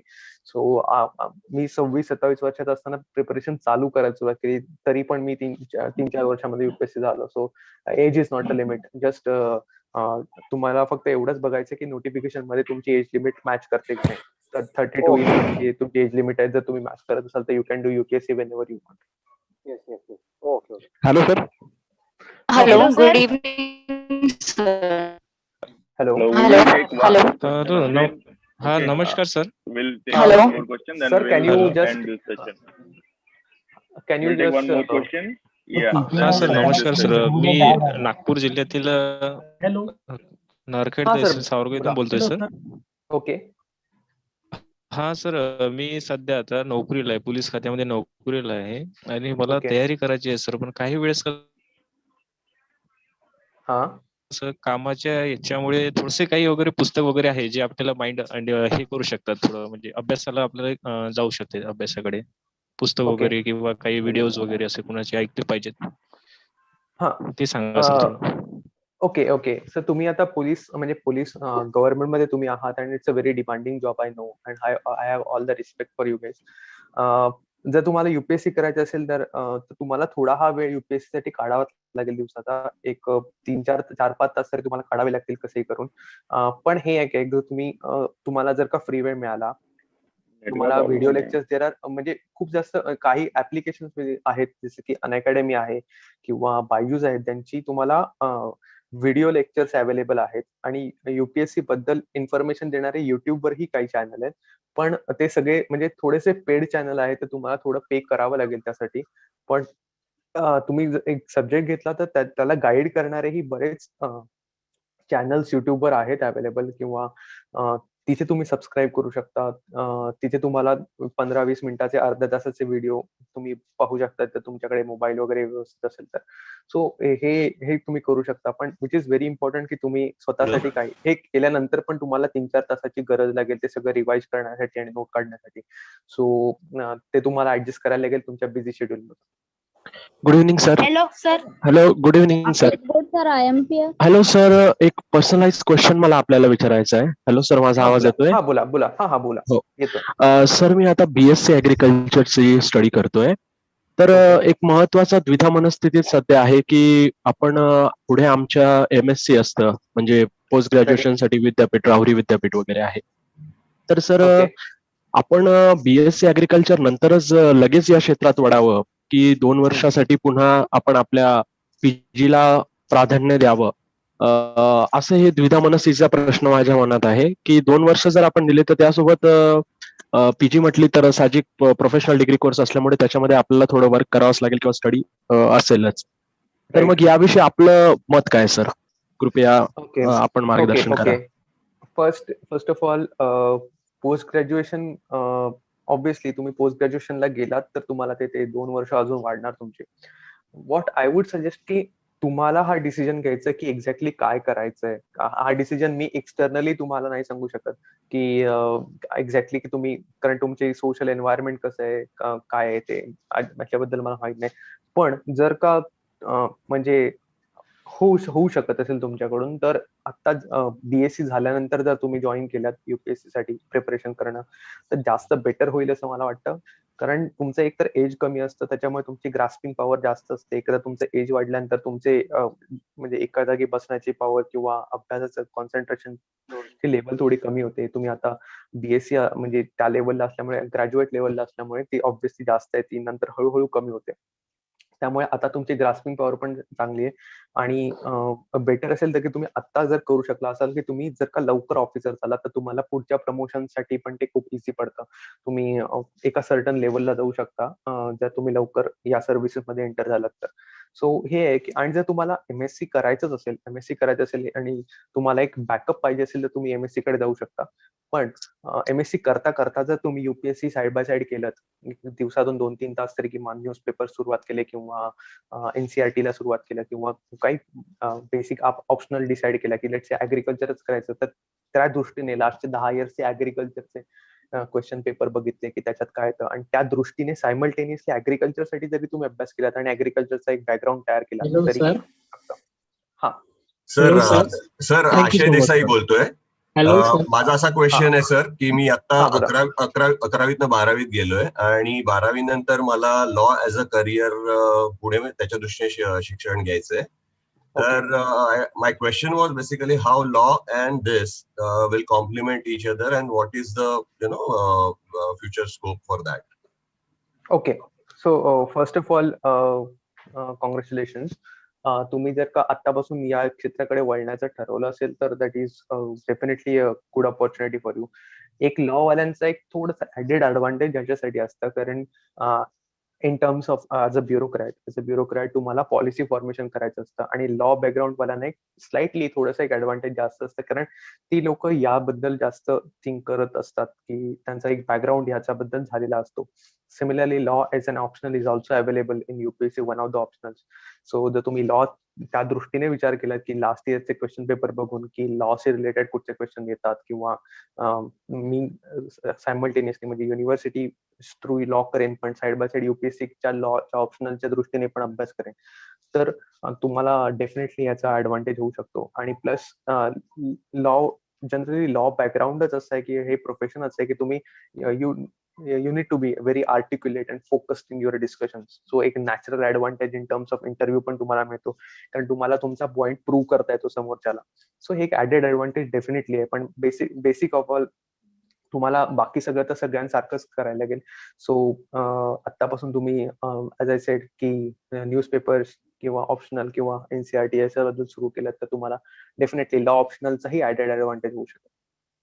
Sir hello sir. Hello sir. हा सर. एनसीईआरटीचं मराठीचं सायन्सचं पुस्तक कोणतं चांगलं आहे सर?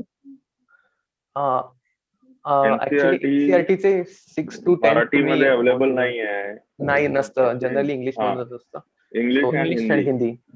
मराठीत नाही का? Good evening sir. Good evening sir. Ashwin, do you have time or I can have 10 more minutes. Okay, Ashwin, you can take. Hello sir. हा बोला. हा सर. हॅलो. हा सर, मला एक प्रश्न असा विचारायचा आहे. हॅलो. हा बोला सर. हा, मला एक असं विचारायचं आहे सर, की तुम्ही इंडियन ट्रेड सर्व्हिस जॉईन केलेली आहे, तर त्याविषयी थोडस तुम्ही प्रकाश टाका. आणि हे फक्त आम्हाला एवढंच लक्षात येतं की युपीएससी म्हणजे IAS, IPS, IFS, तर इंडियन ट्रेड सर्व्हिस मध्ये ऍज अ युपीएससी क्रॅकर म्हणजे तुम्हाला काय काय देशासाठी इथून पुढे करता येईल, किंवा काय अपॉर्च्युनिटीज आहेत, किंवा आपण याच्यातून देश सेवा कशी करू शकतो, किंवा इंडियनचा जो ट्रेड चालतो फॉरेन कंट्रीजशी, तर त्याविषयी थोडस प्रकाश टाकलं तर राईट फॉर अस. मी ऑलरेडी याच्याबद्दल थोडं सांगितलंय की इंडियन ट्रेड सर्व्हिस जे आहे ते मिनिस्ट्री ऑफ कॉमर्स आणि इंडस्ट्री म्हणजे वाणिज्य मंत्रालयाच्या अंडर येते. इंडियन ट्रेड सर्व्हिसचे जे ऑफिसर्स असतात ते नॉट फक्त या मिनिस्ट्रीशी रिलेटेड नाही आहेत, तर ऑलमोस्ट प्रत्येक मिनिस्ट्रीमध्ये आमचे ऑफिसर्स आहेत. की मिनिस्ट्री ऑफ ऍग्रिकल्चर मध्ये तुम्हाला पोस्टिंग आहेत, मिनिस्ट्री ऑफ एक्सटर्नल अफेअर्स म्हणजे परराष्ट्र मंत्रालयामध्ये तुम्हाला पोस्टिंग आहेत. देशाचे ट्रेड कॉन्सुलेट्स असतात की प्रत्येक एम्बसीमध्ये एक ट्रेड कॉन्सुलेटची पोस्ट असते, तिथे तुम्ही जाऊ शकता. त्याच्यानंतर SEZ म्हणजे स्पेशल इकॉनॉमिक झोन जे आहेत ते ऍडमिनिस्टर करण्याचं जे काम असतं ते इंडियन ट्रेड सर्व्हिसचे ऑफिसर्स करतात. त्याच्यानंतर देशाला WTO सारख्या ऑर्गनायझेशन मध्ये WTO किंवा अनेकदा UNCDTT अशा ऑर्गनायझेशन मध्ये रिप्रेझेंट करण्याचं काम पण इंडियन ट्रेड सर्व्हिस ऑफिसर्स करतात. याच्या व्यतिरिक्त एक देशाची एक फॉरेन पॉलिसी असते, ट्रेड रिलेटेड पॉलिसी. तर फॉरेन ट्रेड पॉलिसी जे डिसाईड करण्याचं काम असतं ते इंडियन ट्रेड सर्व्हिस ऑफिसर करतात. So there are various opportunities. तुम्ही म्हणजे कुठेही Indian trade service officer as a secretary appoint करू शकता आणि कुठेही जाऊ शकता. म्हणजे या सगळ्या डिपार्टमेंटमध्ये देर आर वेकन्सीज. या सगळ्या डिपार्टमेंट तुम्ही सेक्रेटरी लेवलला जाऊ शकता. DGFTच्या ऍडिशनल सेक्रेटरी, ऍडिशनल DGFT पर्यंत तुम्ही जाऊ शकता. सो ऑल दीज अपॉर्च्युनिटीज आहेत. Thank you. Good evening sir. Good evening sir.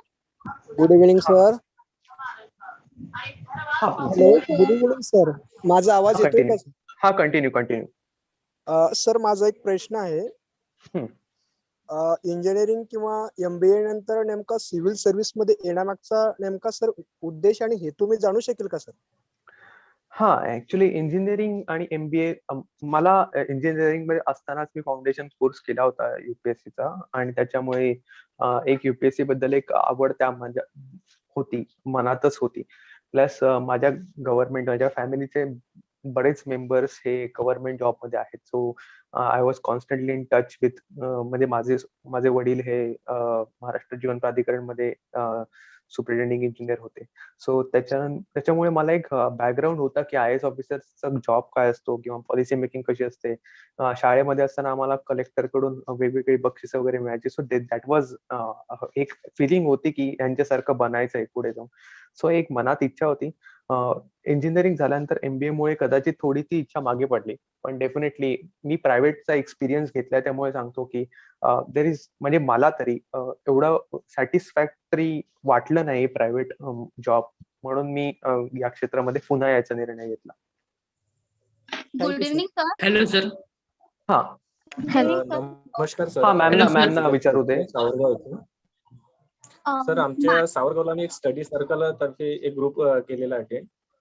आणि त्या ग्रुपमध्ये सावरगावातील जे मुलं आहेत त्यांना एकत्र करून त्यांना काही एज्युकेशन देण्याचं आम्ही ठरवतो. मी पोलीसमध्ये आता म्हणजे काही वेळापूर्वी बोललो तुम्हाला. ओके. तर आमच्या इथे काही सर अजूनपर्यंत क्लास 2 किंवा क्लास 1 ऑफिसर घडत नाही आहे. क्लास 3 पर्यंत घडलेले आहेत आणि जवळपास असते 25-30 वर्षाचा काळ धरलेला आहे. जर तुमचा सर पर्सनली नंबर वगैरे भेटला तर आम्ही त्यांना गायडन्स वगैरे किंवा असं सेमिनार वगैरे अटेंड करू शकतो सर. हा, you can ask sir also. हा, मी माझे नंबर आणि कॉन्टॅक्ट डिटेल्स शेअर करेन definitely. No problem. Hello sir. Hello sir. हा, बोला. सर मी आता 10th मध्ये महाराष्ट्र बोर्डाच्या ह्याच्यात शिकतो मी. सेमी इंग्लिश माध्यम आहे. तर सर अगदी 3री पासून मी इतिहास, राज्यशास्त्र, भूगोल, अर्थशास्त्र हे विषय मराठीतून शिकलोय आणि तर त्याचा माध्यमाचा प्लस बोर्डाचा मेन्सच्या मार्कावर काय परिणाम होतो का? माध्यमाचा काही नाही. मी स्वतः पूर्ण मराठी मीडियम मधून शिकलेला मुलगा आहे. इतिहास, नागरिकशास्त्र, भूगोल, अर्थशास्त्र हे सगळं मलाही मराठी मीडियम मधूनच होतं. त्याच्यामुळे थोडासा मला जेव्हा मी अभ्यास करायला सुरुवात केली थोडासा त्रास व्हायचा मला. काही शब्द अटकायचे, त्याच्यातून मला डिक्शनरी सारखी रेफर करायला लागायची. बट डेफिनेटली त्याच्यावर मात करता येते.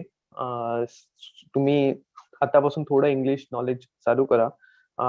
जर डेली न्यूजपेपर वाचलात तर त्याच्यातून जे या संबंधीचे हिस्ट्री किंवा अर्थशास्त्र, नागरिकशास्त्राशी रिलेटेड इम्पॉर्टंट जे वर्ड्स आहेत ते तुम्ही आतापासून तुम्हाला कळलं की ते कशाशी रिलेटेड आहेत किंवा त्याचा इंग्लिश अनुवाद काय आहे आतापासून कळलं तर डेफिनेटली लँग्वेज हा त्याला अडथळा ठरू शकत नाही असं मला वाटतं. Definitely you can conquer it.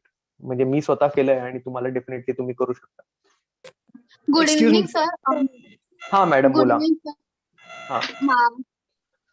मैं अभी सीबीएसई बोर्ड से 10th पास हूँ. Okay. I'm preparing for medical field, but I should balance my UPSC preparation. I'm now in 11th standard. CBSE Okay. Board say pass out हूँ. कैसे Okay. Balance Okay. करूँ? C अभी आप 11th standard में हो, काफी young हो आप, और अभी आप you should focus more on your graduation studies end 12th standard. UPSC obviously is very important part, but आप साइड बाय साइड कर सकते हो. अभी आपका एम ये होना चाहिए कि you should focus on your 12th standard and getting good marks in your entrance test examination to get into your medical, definitely.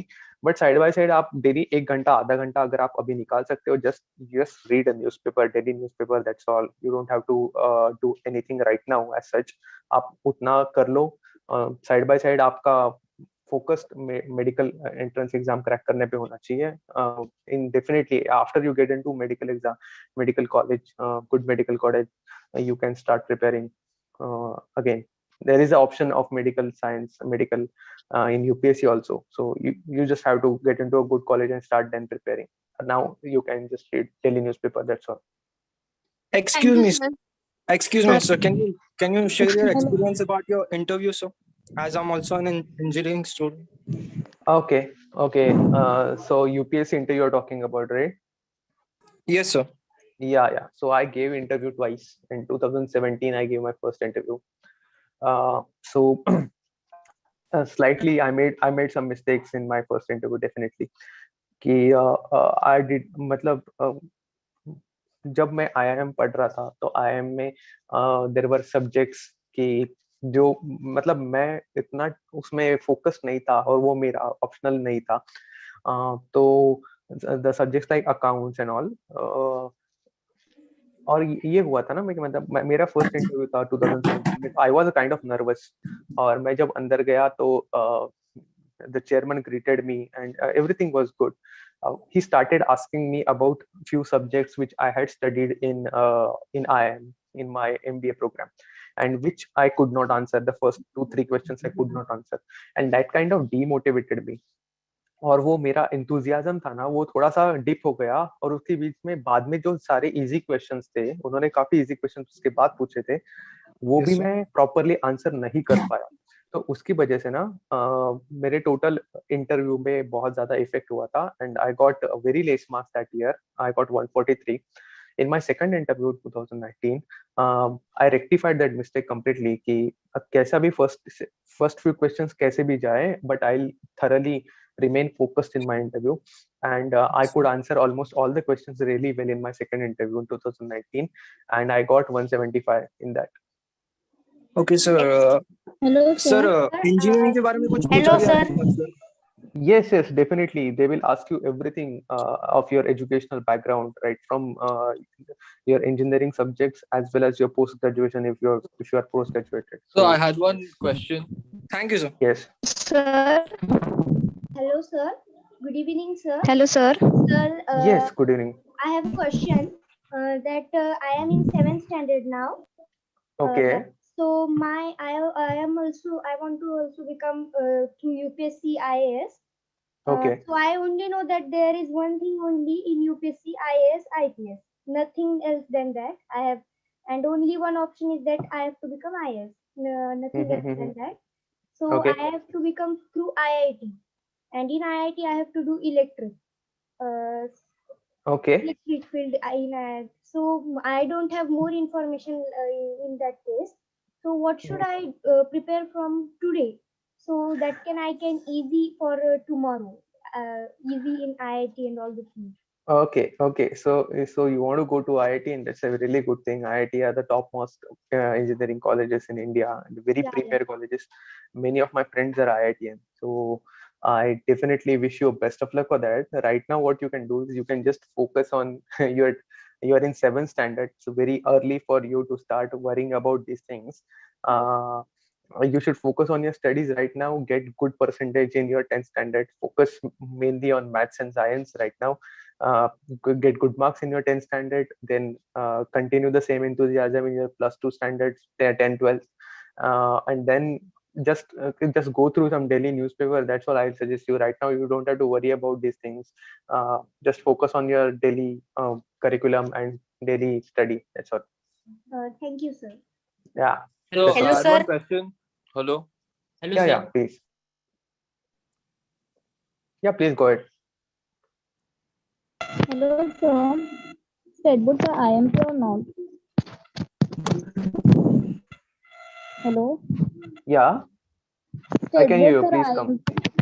Hello. हा please विचारा. स्टेट बोर्ड IMP आहेत का सर? आणि स्टेट बोर्ड नाही, स्टेट बोर्डचं काय?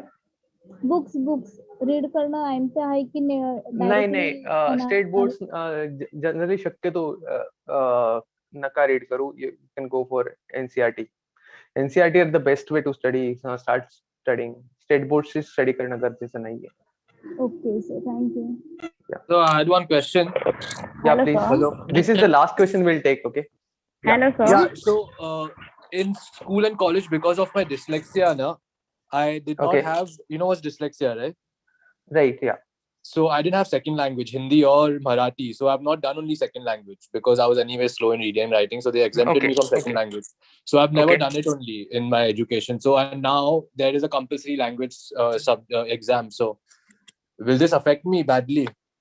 I guess. See, I'll tell you about.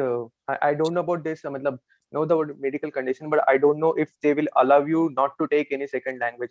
That you will have to consult with UPSC. You can just send him the mail, and they will Sure. reply to you. First of all, the second of all, the level of the second language is also very. Matlab, it's not very hi-fi level that you have to study. If you are good in Hindi, but not good. I mean, you can. If you have some knowledge in Hindi, still you will be able to crack. And many of my Hindi friends that took Marathi, they also Yeah, cracked it. I'm Maharashtrian, so I can read that. I mean, I can talk and understand Marathi very well, but I've never No, written. that's enough. That's enough. I mean, No, but very they layman, don't expect. very layman. Yeah, that's like, okay. And many of my friends are can't even speak Marathi properly, and So it's many of not- my Hindi friends took Marathi and then they cracked it. I mean, that's absolutely fine. Not much grammar is required. For now, you can just go. Last year's compulsory language papers are available on the UPSC site. If you can at least grasp some of it, you can just go through some of it and then still be able to crack. That's not an issue. But the you can language also paper's send a not mail tough, to no? the UPSC and just get some knowledge about your condition. Okay, there could be exemption. Hello, namaste, sir. Could be, but I'm not sure. Like I can't. I don't have know that they will exempt you or not, but they could. And how is the geography optional as a subject?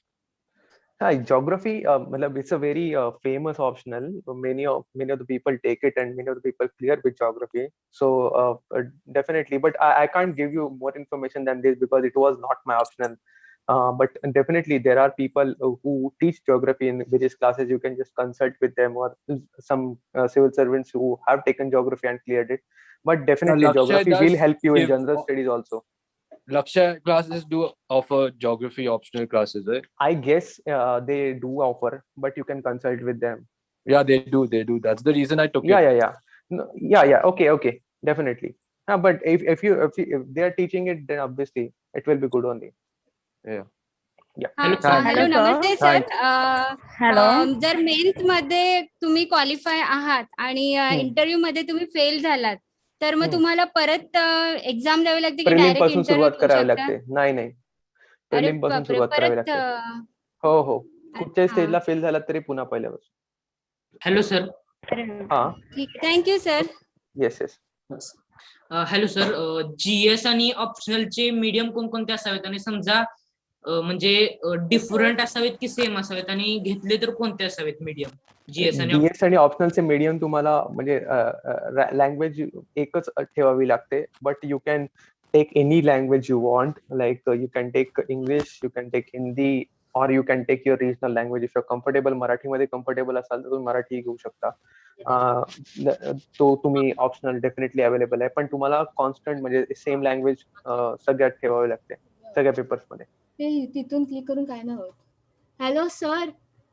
Yes. विचारायचं होतं की मी ऐकलंय की UPSC मध्ये general knowledge हे म्हणजे compulsory असतं. पण कोणत्याबद्दल जनरल नॉलेज असायला पाहिजे? ज्या गोष्टी ज्या देशासाठी इम्पॉर्टंट आहेत त्या नॉलेज जनरल असायला पाहिजे. आय मीन नॉट सम की खूप फॅक्च्युअल क्वेश्चन्स नाही विचारत. कुठचंही नॉलेज असेल तर तुम्हाला त्याच्याबद्दल ते का आणि त्याचे इफेक्ट्स काय होतील देशावर ते जास्त इम्पॉर्टंट असतं. UPSC is concern about that only. तुम्ही बाकीचं काही नाही केलं तरी पण चालेल, बट जस्ट त्या इश्यू बद्दल एक नॉलेज असणं इम्पॉर्टंट असतं की हे का झालं, याचे परिणाम काय होतील. That's all. Yes sir, can we stop? Hello, sir. Sir, just a little small question, if you Yeah. don't mind. Yeah. So like it said that Delhi is pretty good for UPSC. If you want to go for UPSC, you should go to Delhi. Is it really on that level or from any other city? Let me give you an example. Like I have studied in Delhi also. Like after Lakshya in my first strength, when I could not succeed, I went to Delhi. Delhi is definitely good in terms of the ecosystem because here Old Rajendra Nagar will provide you that ecosystem, that there are various libraries and various classes and various test series material available throughout. In that case it is good, but if you cannot concentrate here, there are मतलब बहुत सारी ये रहता है ना कि UPSC के नाम पे बहुत फ्रॉड भी चलते हैं. यूपीएससी के नाम पे बहुत बच्चे यहाँ पे आते हैं पढ़ने के लिए, बट पढ़ाई नहीं होती, कुछ और ही होता है यहाँ पर.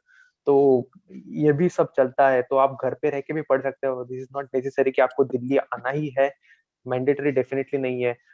आप घर पे रहते ही घर के रह के भी आपको ऑल इंडिया रैंक 1 भी ला सकते हो. और ये भी है कि दिल्ली में आके भी आप अच्छे से पढ़ सकते हो, कि आपके ऊपर है.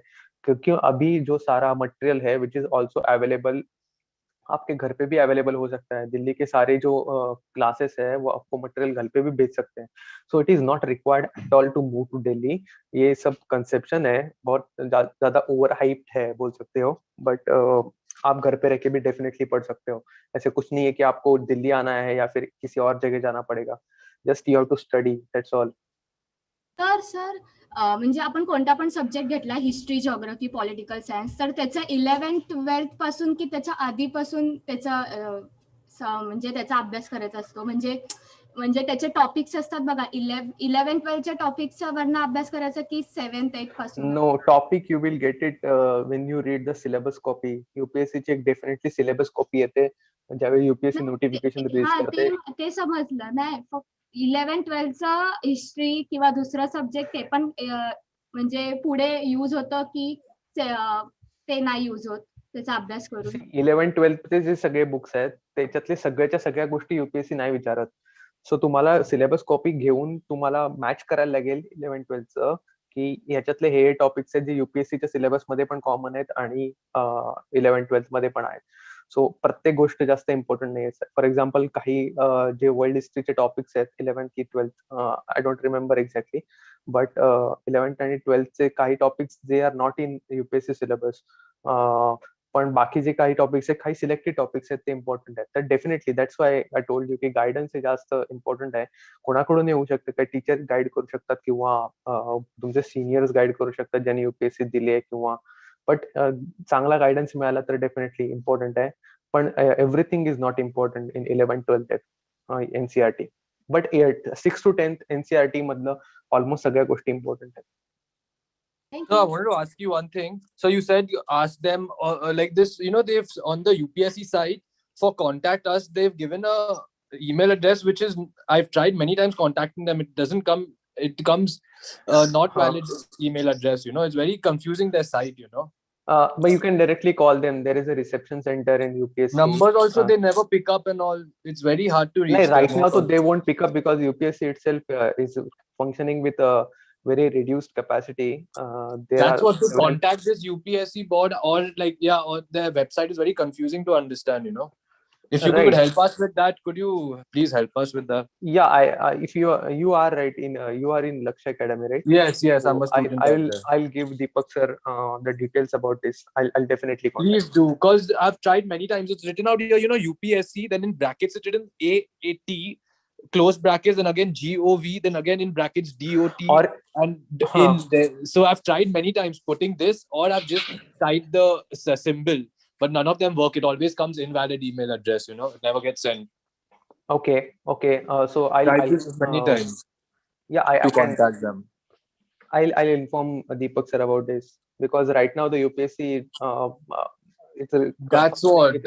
Even phone call Yeah. they weren't picking up since ages. Yeah, but we'll see what can be done. Thank you. Deepak sir, can we Hello, sir.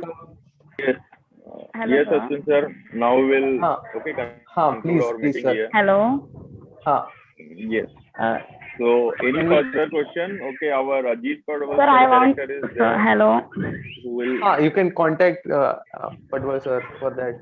Yes, Hello. Ajit Padwal sir is there, who will give personal counseling to all of you. Okay. Thank you, Ashwin.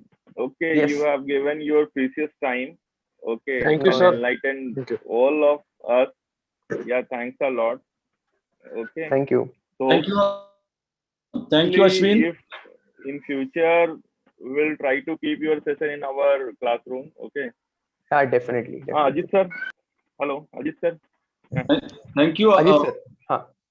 Ashwin. Thank you so much. Thank you, sir. Thank you to you, sir, for calling me. Okay. It was definitely a very interactive session. A lot of questions. I hope I could answer them satisfactorily. But you can definitely call someone senior than me, definitely. But I shared my 2 bits, and I felt really nice to share with the UPSC aspirant community. So thank you all of you for coming here and joining this session. Thanks.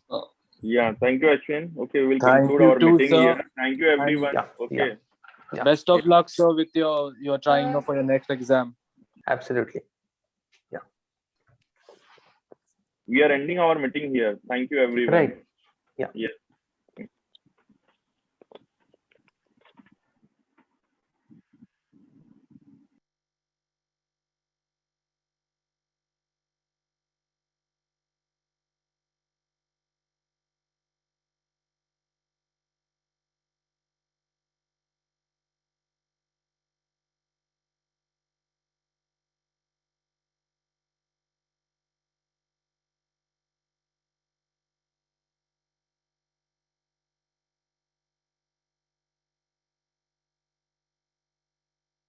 Leave, sir.